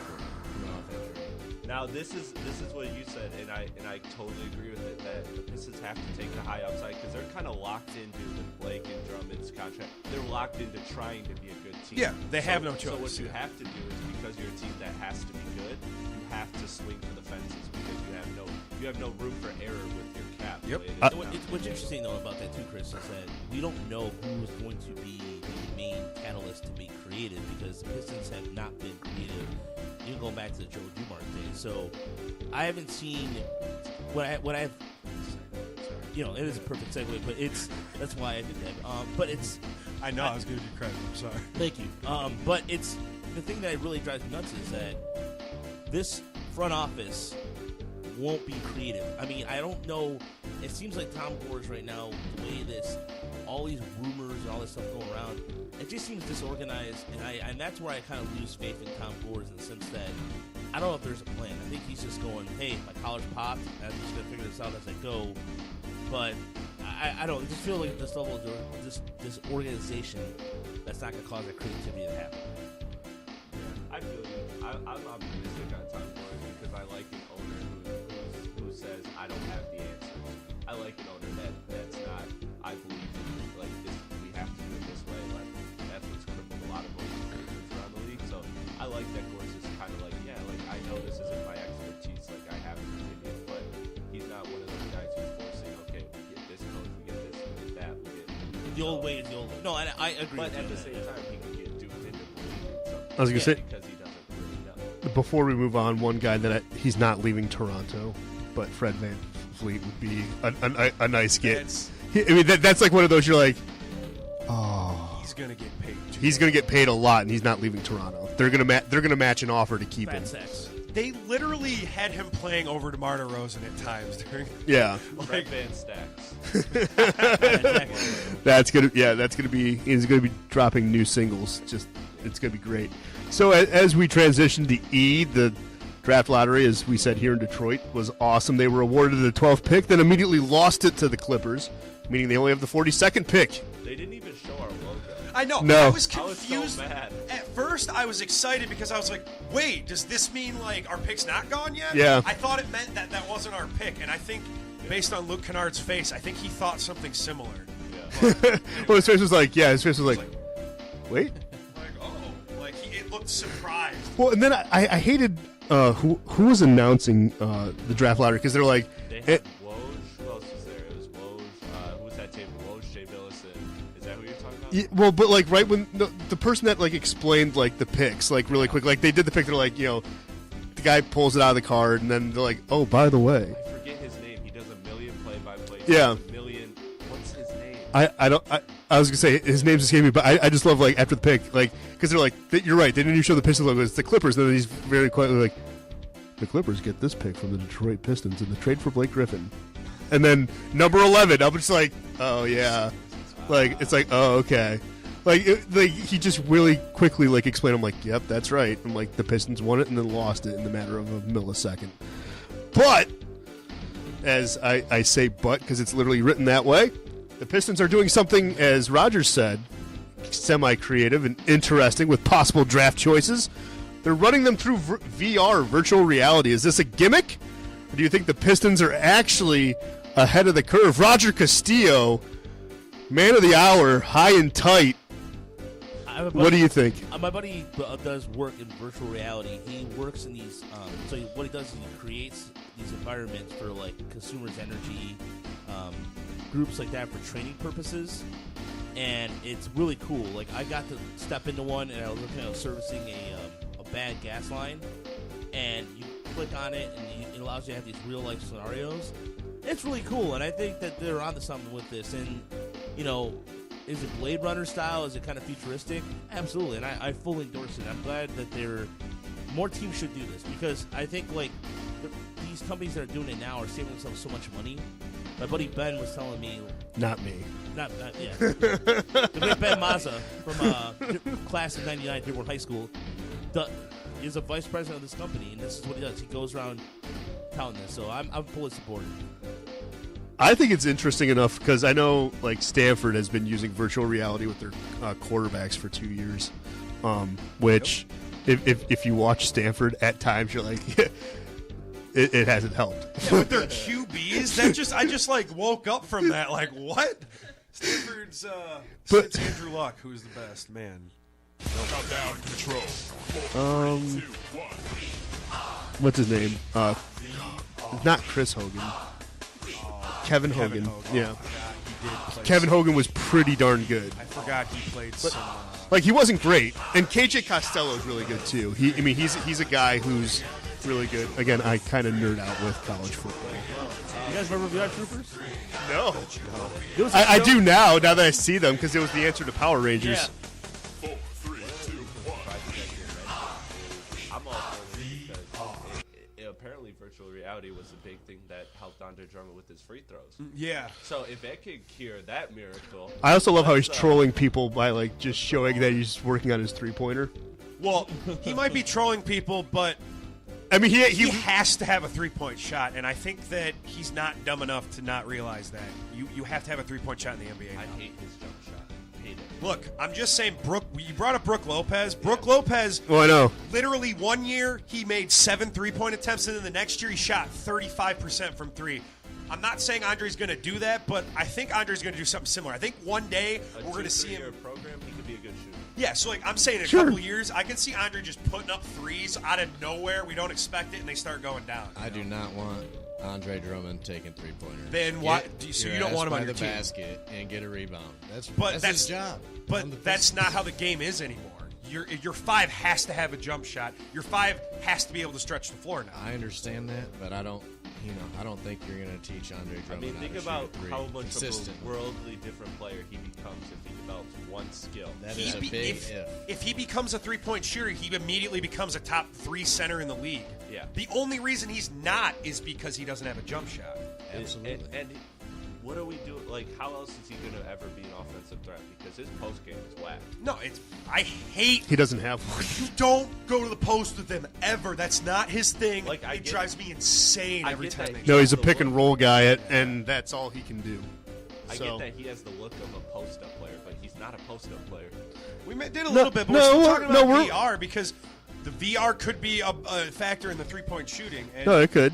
And if you guys didn't see what it was literally these players were put through 12 scenarios. Yes. And basically, the way that they described it is how you would react in certain real game time situations. Which and I'm only going to do this to be a little devil's advocate a little bit, but like my only issue is simply that sometimes intelligence is overblown when it comes to sports, and I bring up, this is my favorite example, Blaine Gabbert, when he took the Wonderlic score, the Wonderlic test in the NFL, he got the highest test ever for a QB at the time. I don't know if it still stands, but I do know at the time he had the best Wonderlic score in history for a QB. Uh-huh. That was one of the reasons he shot up draft boards. Well, have you guys seen Blaine Gabbert starring for any team in the NFL? He looked good for a half second in Arizona this past year. He looked playable. That's what I'm saying. Good. he looked good. That's what I said, for a half second. I'm with you on intelligence because to me that's like the easiest quote unquote skill to develop in the league. It's like that's something that just comes with time. But at the same time, I think that basketball IQ is still something that you can't teach it all. You have to have a basis. So I kind of like if this is establishing a basis for something like that. Well, I mean, we've all played sports. I think I can safely like there is something to being like, yes, a smart person, but it's different when you're in a scenario of playing something. Like you can be one of the smartest guys in the world if you don't react to what you're seeing, and that's what the whole like basketball IQ or football IQ is. It's if you can't process that information, you could recite pi to like the millionth decimal place, but if you can't process what's happening in front of you, you're no good. You're not a valuable asset. So I like it. I like the way that they're putting these guys in situations and seeing how they do it, because I think it would be genius if an NFL team takes a guy through like a 2-minute drill, and just say, hey, how do you run the 2-minute drill? How do you do this? What do you see? And we're going to have guys that are blitzing off the corner. You know, how do you react to that? Do you actually step up in the pocket? Do you turn your back and scramble? Because you learn things about them, and then maybe you see something and you're like, I don't think you're going to be a good fit because we don't like what you're doing in this situation. You're, as they say in Top Gun, you fly unsafe. So, yeah. Roger doesn't get that reference. Oh, I'm sorry. No, I'm not. You know what? No one likes you, Mitchell. Yeah, go ahead, Jamie. Go ahead. You're not only seeing how they react to the situation, you're getting to see if how they react to the situation is going to fit with how the rest of the team would play that situation out. So it does give you a little bit of, is this person the right fit for our team on top of what their decision making is? That's a great point. And Ben, I'm not gonna have you bait me to watch that. You guys already got me to watch Lion King. I'm not gonna do anything I don't want to come. And your life is better for it. I'm just saying. You're acting like Roger. We forced you to do something inhumane. Can you feel the love tonight? I already did. Just in case we're all, so everybody's clear, nobody taped Roger to a chair and held his eyes open and made him watch Okay, this the is not Lion Clockwork King. Orange, Jamie. I understand that. I taped Roger to a chair. And I would have had I had the materials. If I had that, are you kidding me? That eye holding open machine. If I had one of those, hell yeah, it would have happened. All right, so this week is we're gonna use that device for play-by-play boot camp. I'm gonna strap you in a chair, pry your eyes open, and be like, "Tell me what you see." I can't see. There's tears in my eyes. I don't know what's happening. Get excited. Touchdown. No! Do it again! Touchdown, why not? No! Again! Touchdown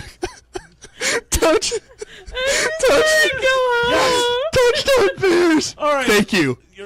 He's kicking it down Northlight. Wrong street! Do it again!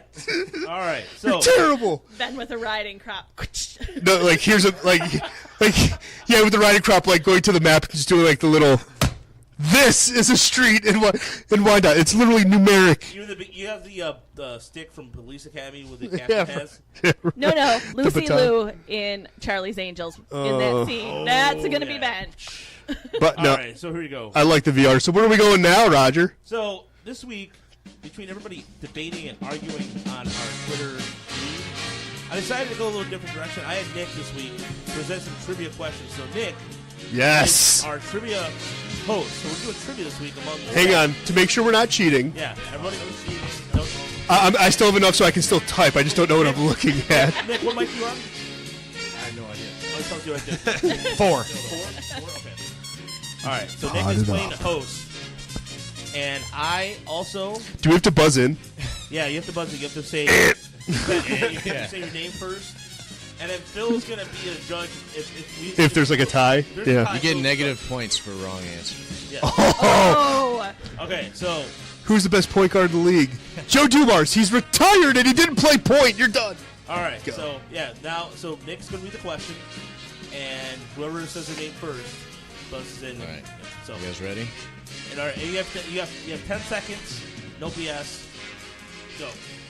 Who has been selected to the most All-Star games without being selected to the Baseball Hall of Fame, not included in any steroid or betting scandals? That's a damn good question. How do you even? I know baseball. I thought pretty well, and even I can't even fathom who that could be. It's a Detroit. He's from Detroit. That's what dad's calling him. Okay. So as Roger's looking it up, no. No. We have voted. Okay. We have photo evidence. Roger, who is Mickey Lolich? Wrong. Negative points. For you. Uh-oh. Nope. Anyone else want to guess, or should I just give out? Wait, the is answer? he totally retired, right?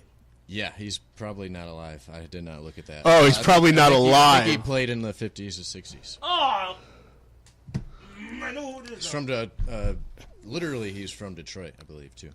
I'm bad at historical. Yeah, Okay, go ahead, Roger. Okay, you don't get points for it, but what's the answer? Al Newhouser. Wrong again. He gets negative points, though, right? He wasn't going to get the Are you points, guys but ready? he gets double negative. Yes. You guys ready? Bill Freehan. Bill Freehan. Oh, that was God. You said 50s. I'm just saying. Okay.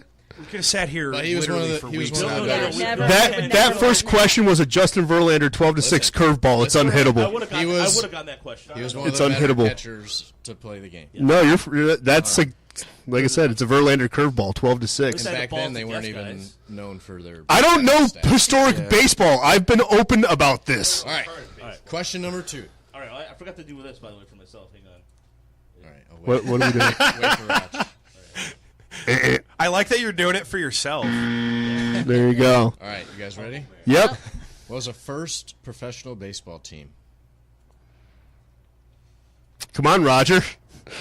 Fine. Roger again. Roger. Mike. Or Mike, go ahead. Mike. Was it the New York Barons? False. No. I don't know. Roger. The Cincinnati Red Stockings. Correct. So I understand what happened. Roger actually made these questions because I think No. Roger's been having a bad week. I made these. Are they 100%. baseball related though? Not all of them. Okay, well, I'm just saying. The first 8. Okay, so yeah. The basically- first 8 out of 9 Roger are. That's told him, all. do all baseball questions. I haven't had a good week. I need a win today, all right? So. All right. Oh, Roger Castillo with the win. Who is the only player ever to be named as an all-star at both catcher and second base? Roger. I know. It's Roger. Roger. Who is Craig Biggio? Correct. See, I could tell you anything about players that have played in my life. See, I love how if I Roger's haven't been alive, then I couldn't tell you. Can't even tell For you the people- about players that, no. For the people watching at home, I'm still going through. I'm like, who played both positions? Roger's like, got it. So All right, you guys should all be able to. You guys should. be able to. Point to the old guys in the room. Who was the first MLB player to make $1 million in a single season? Roger. I'm going to give someone else a chance. Okay, Is there okay, anybody? Anybody? First in a single season? Mickey Mantle. No, not even close. Anyone else have a guess besides Roger? Go ahead, Roger. Nolan Ryan, 1980. Yes, and correct year and everything. Why would I say I Mickey actually Mantle? did know that was Nolan Ryan. That was one that I felt like I could have gotten, but I never guessed. I'm just going to do spaghetti. I'm just going to throw it to the wall, see if it sticks. All right, I'm going to roll through all these. Because now that I said that, I realize I'm an idiot. Exactly. All right, here's a football. Here's a football one. Here's a Okay. football one. I'm gonna. Who holds the best rookie passer rating in NFL history? Oh, dear Lord. Come on, Jamie. I'm going to Jamie here, and I'm going to go on the wall. I'm going to say Peyton Manning. False. Ooh, no, didn't Peyton Manning have like a historically bad rookie He year? did. He had more interceptions. I said I was going I on know. a wall. I'm saying I know about that season. Dan Marino, 1983. No. Hang on. Tell me when Hang you on. guys give up. Hang I on. know Ben has his computer open over. I'm not. looking up the I'm not looking. He's like, look at Twitter. I'm verifying that. Is it a recent name? Because I want to say Deshaun Watson. No. Because I know he was Well- close. Well, listen. So here's the thing. That could be true, but I 'Cause- don't. 'cause I know he was think close. so. I think is there like a game limit? He only played 8 games, 6 games. But he was on track to having the best rookie season ever. You ready? That, yeah. Dak Prescott. Yeah. Finished his rookie year with a passer rating of 104.9. Yep. This was like, is it recent? Because I was like, I'm pretty sure. Do you know who held the record before Dak Prescott? No. Robert Griffin, the third in 2012. There we go. Does anybody have positive points at this moment? I tried to make them pretty hard. I didn't want it to be easy. Nobody's in the positive. Hey! Guess what? Breaking news, if you care about it. Johnny Manziel signs with the CFL. That's not news. I thought you were going to say NFL. Barstool Sports. Is it the Alouettes because they're the only ones that ever sign that I ever hear about? I don't want to click on the link because I don't want to give them views because I hate Barstool. Barstool is garbage. Go ahead.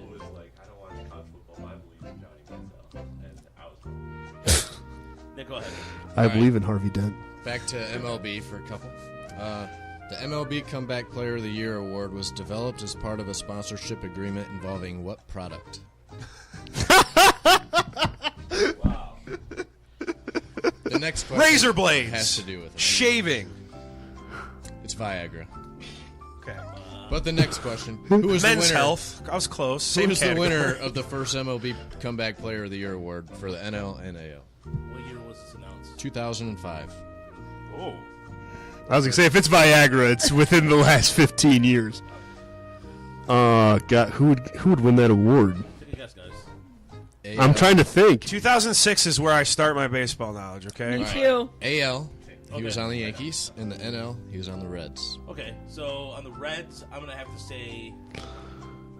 Player of the Year. CC Sabathia. No. Damn. No, he wasn't with the Yankees. My yet. favorite baseball You're right, he player was with the Indians. of all time. Okay. Is it Derek Jeter? What?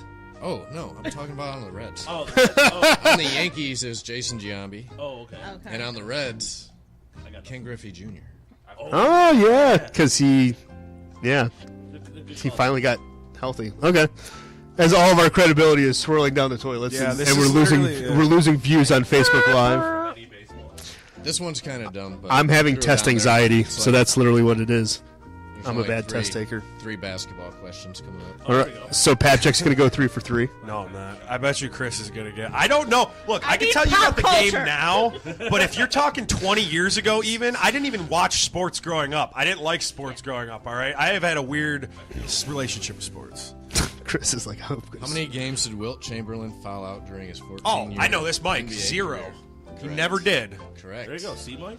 Never Okay, had well, Like I said, he's going to go Okay, 3 never for mind. 3. My confidence is back. All right. Good. Another basketball. You guys should all know this. I'll be extremely disappointed if all of you do not know this. Who is the only coach to win both an NCAA national championship and an NBA title? Roger. Larry Brown. Oh, yeah. That is easy. Yeah, that one's super, but that's because we're in Detroit. I think. Wait, it's not Tom Izzo?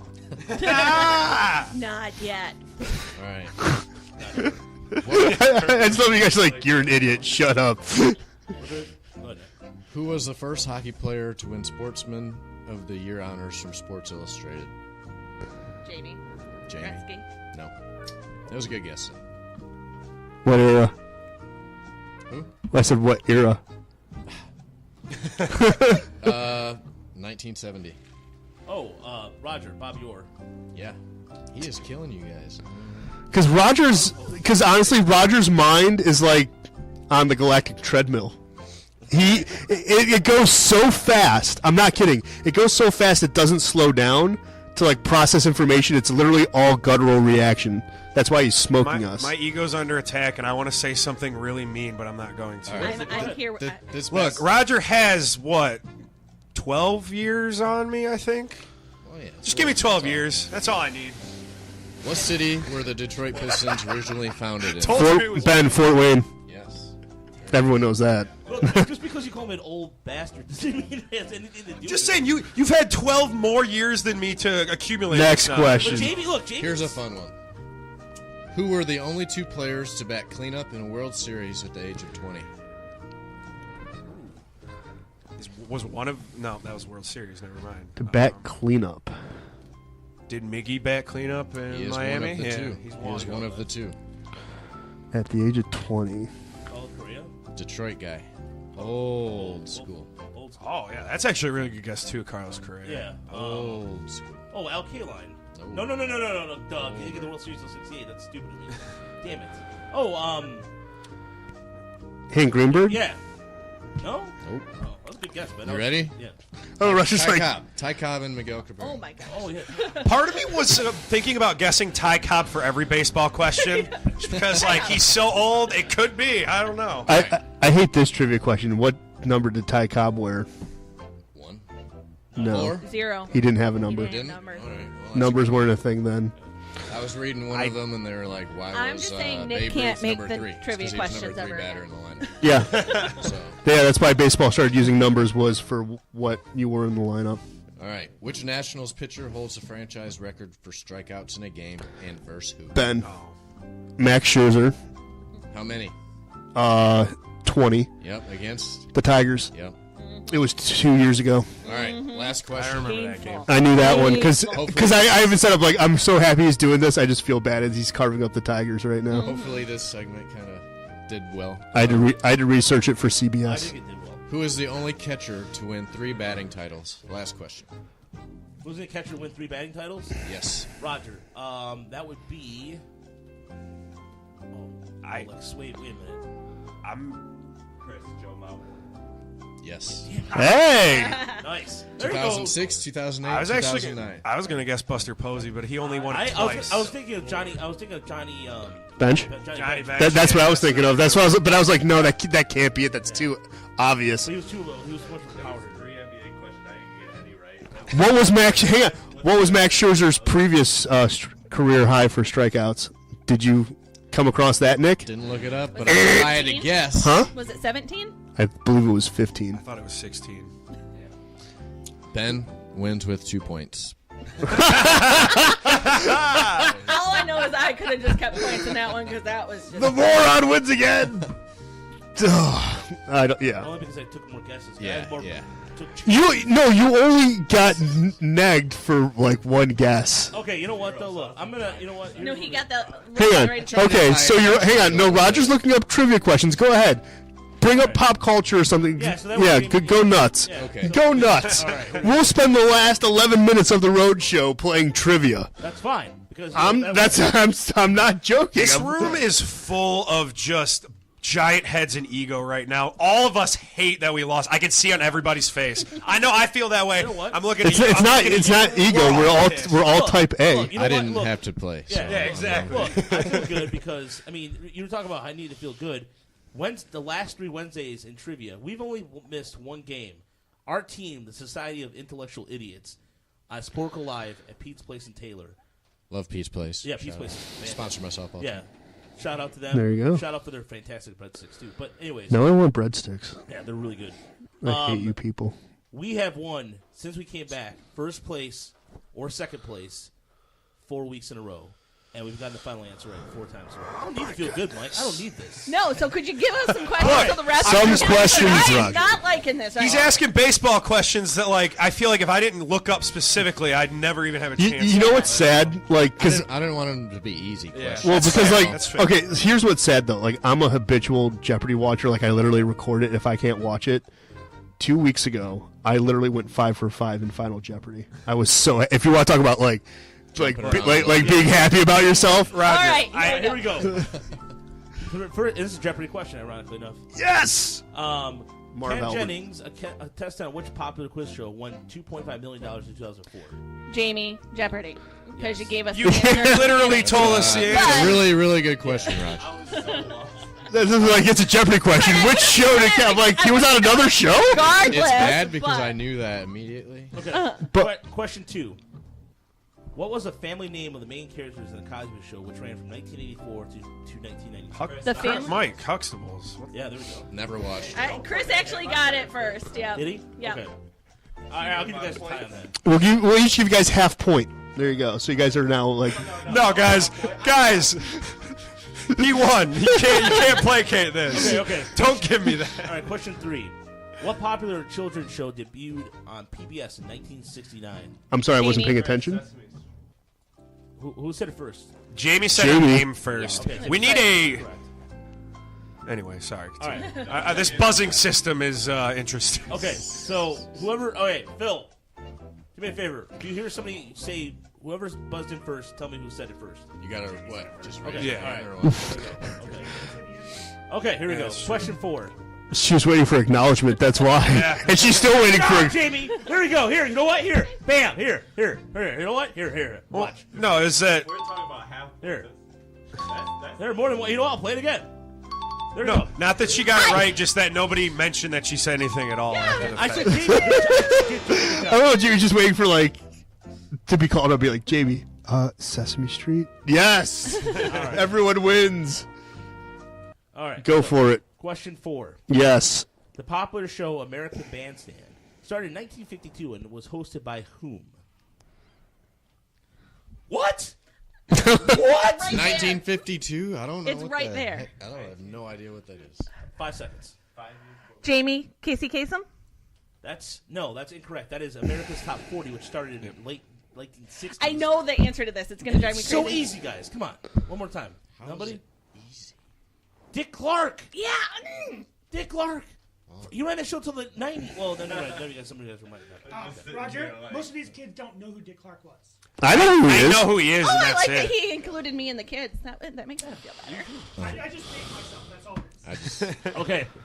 Oh, God. This is... All right. I was thinking of Ed Sullivan. I'm like, See, that's not it. I can't answer any of these. The only questions I can answer are sports. Yeah, me too. My life. Hang on. Question, this Hang one- on. this one's- Do another. All right, here's a softball. As people at home are laughing at us. What popular 90s TV series that ran from 1994 to 2004 features characters named Rachel, Jamie, Monica- Friends. All right, there you go. Jamie with the... In Living Color. Didn't know that one.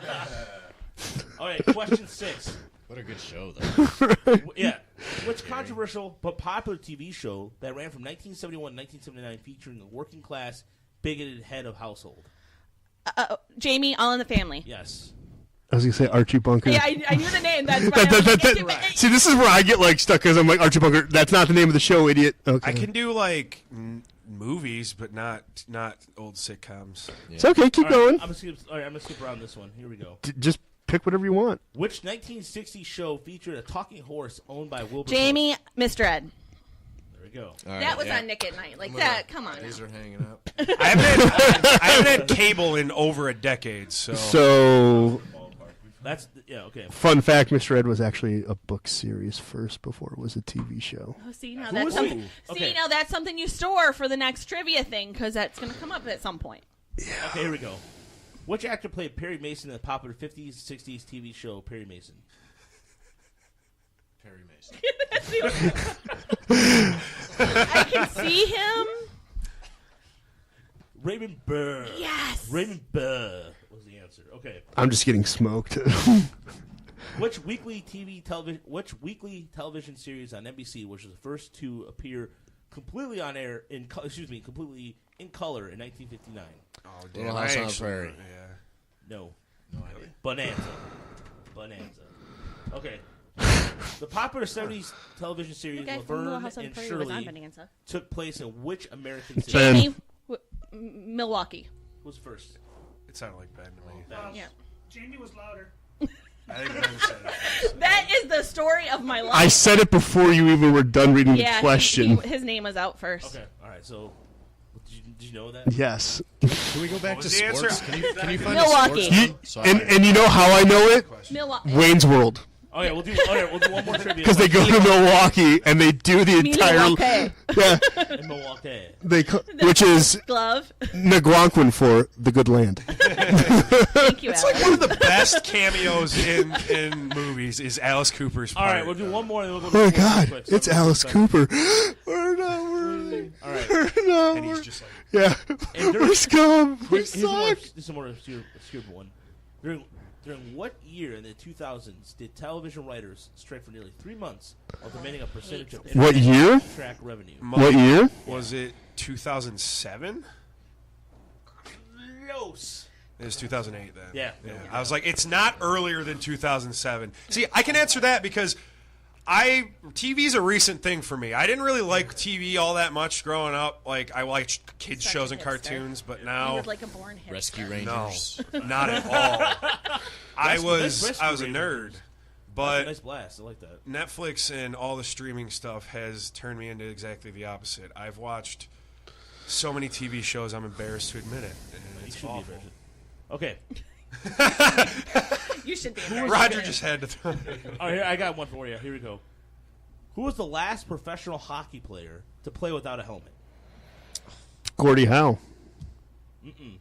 Really? Mm-mm. Oh, this is like really recent. I was going to say, Gordie Howe played into the 90s. Oh my he God, did play with the you're right. Vipers. Oh my God, you're right. And he always played without a helmet. My guess was wrong. I was wrong by one. But I'm going to just guess the year. Wasn't it mid-2000s that this happened? Give me a team. Give me a team. Edmonton Oilers. I was going to say Mark Messier before. All right, so it's got not nothing then. Yep, I got Craig negative McTavish. points. I got negative Who? points. McTavish. McTavish.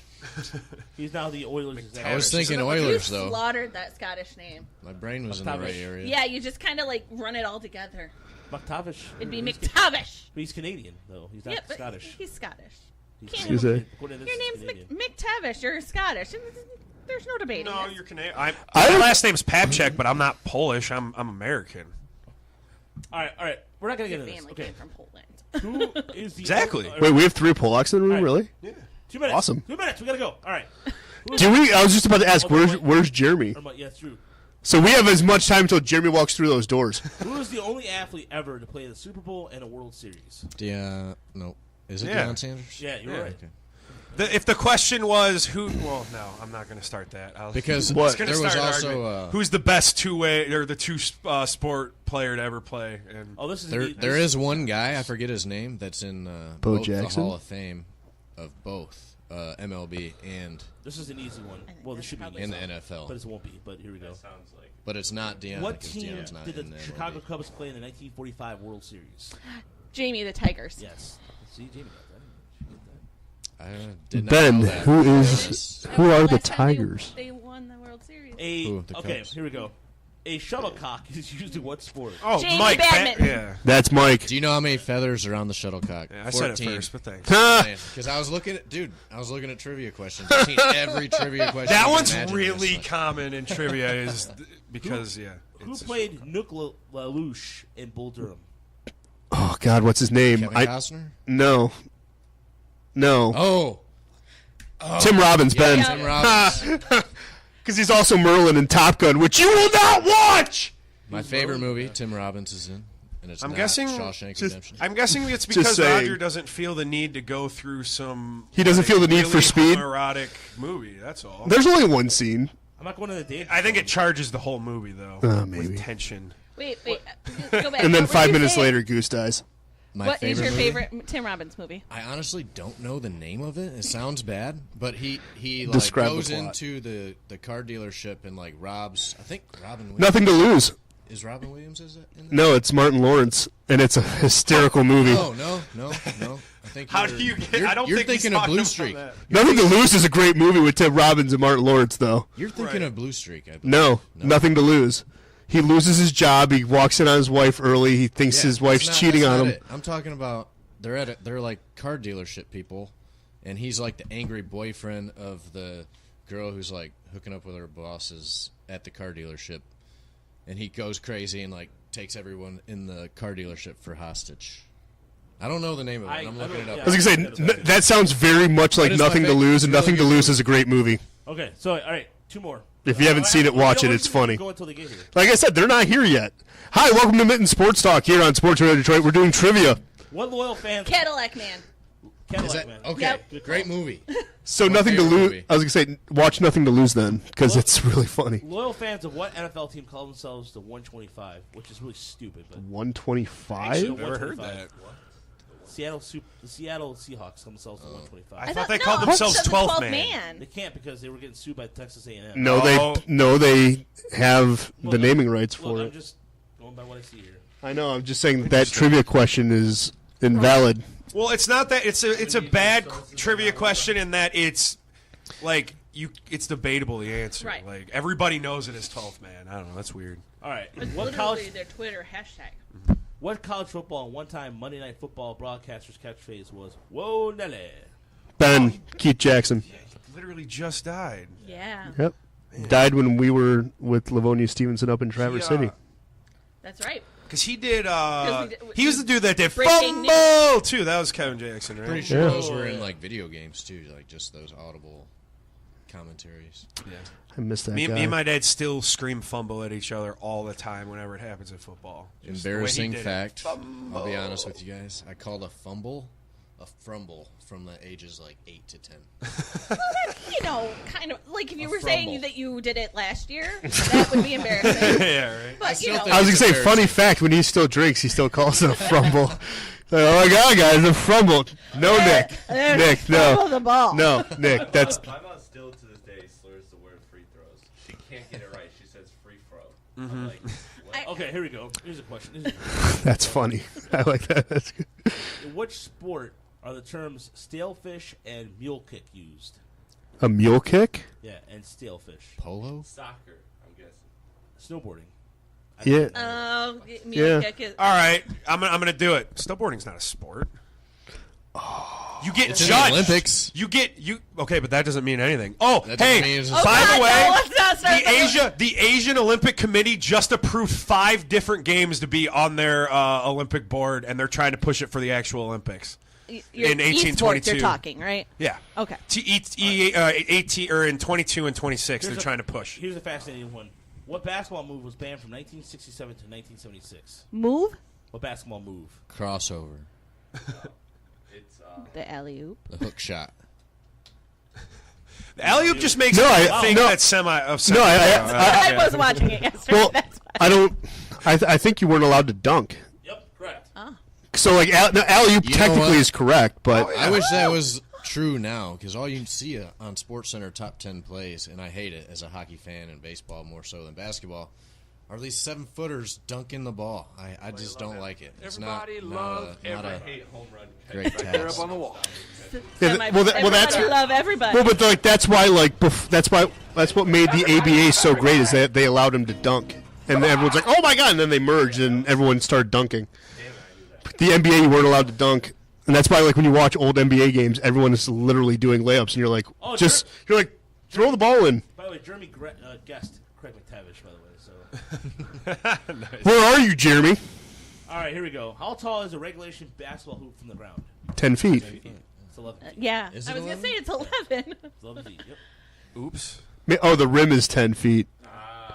Then you have. What did he say? No, the hoop is The backboard is 10 feet. Yeah. The rim is 11 11 feet. foot. You mean. Here's a really good one. I like this question a lot. Yeah. How can the rim Yeah. can't be below the backboard? No, you're right. You're right. Which of the following players have not scored at least 30,000 career points? What? Shaquille O'Neal, Alonzo Mourning, Tim Hardaway. Tim Hardaway? Alonzo Mourning. Shaquille. Shaquille O'Neal. Really? Yeah. Can't shoot free throws. Yeah, but he dominated everyone on the inside. He didn't need to. that's my response. But that's what it come down to is because the other two were decent shooters, but could shoot a free throw, and he could not. In what year was a 4-minute mile achieved? Oh God, it was. It was not that long ago. No, it was 1924. I was gonna say it's 1920s. Close. No, but it was 1954. You're off by I literally just guessed. I thought it was 1920s. So, Really? yeah, 1954. Oh man. All right. Well, I think at this point. This has turned more into for us than Yeah, that got a little off the rails. That last segment got off the rails. We've all sufficiently showed everybody who listens that we don't know what we're talking about now. So No matter how much we think we do. It's not true. I'm exaggerating. I have test anxiety. It's a legit thing. Fair. I literally could tell you Thank you, anything. Nick. Like, a good job. tell See, you about Nick- current players. It's just for me, I don't know any history, and it's because I didn't grow up watching sports. So I have a weird sports I'm bad with relationship. stats in general, so anything. I'm a stats nerd. That's why I like I know. baseball, though. Baseball's amazing because you can just lose yourself. We all in know that stats. you're a stats. Roger, the haircut looks good. Thank you. Stephanie. We will say the haircut looks good. Stephanie again, Cream Barbershop in Riverview. If you want to get your dome cut, I know all you guys are not from around here, so that I don't have stuff to cut, so. Chris, as always, thank you. I'm glad you could brought some. That was again, the Flash does not suck. Let's say the podcast knows the Flash does not suck. No, okay. I still watch He does. The Flash. I got to watch it, but all right. At this point, Roger, what did you hear, Laurel or Yanni? or Yonel or I whatever. don't care. Yes! I do not care. Thank you. I don't care. You know what? I didn't know what that was. I thought it was a dress or something. And It was addressed a year and a half ago. And it was blue and black Look, or gold the internet, and white. the internet has a very They're short cheap. attention span. They so do. They need something to concentrate on. But I will say that those kind of things fascinate me. I'm fascinated by the fact that people hear different things. I just don't get horribly upset because somebody hears something different than I do. Yeah, Jamie, that's exactly what I was going to say. It is fascinating, but I don't care. It's not going to affect me at the end of the day. Let's talk about, it's just another new version to talk about real things in real life. That's all it is. It's another way. Go ahead. This is another way people just like to argue to be right instead of learn anything. That's what it is. People like to argue like, no, I heard this and I'm right because I'm right, and that's what people. I appreciate that because my family says the only thing I ever do is argue to be right. So if I'm okay with not knowing, then I can't be the person that only argues to be right. All right, so if you're listening live on CRBRadio.com, Mid Sports Talk is live next. Find us on With who? No one's here.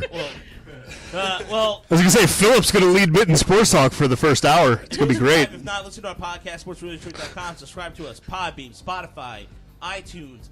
And I found out a stat yesterday from Jeff from Out of Bounds said this a couple weeks ago when I was talking to him. Only 1% of the audience actually leaves comments. Less than 1%. Yeah. Call me an idiot. I kind of like it. Come on. You want comments? Yeah, I agree. Comment. Let us know we suck or not. That's fine. I don't care. We will totally go ahead and argue. We're going to get 1-star reviews on iTunes and be like, these guys don't know trivia. They're idiots. And then we'll argue with you about why we do. But Roger's got a tight fade. That's all they're going to say. So, all right, guys. We'll see you next week. This has been an SRD production.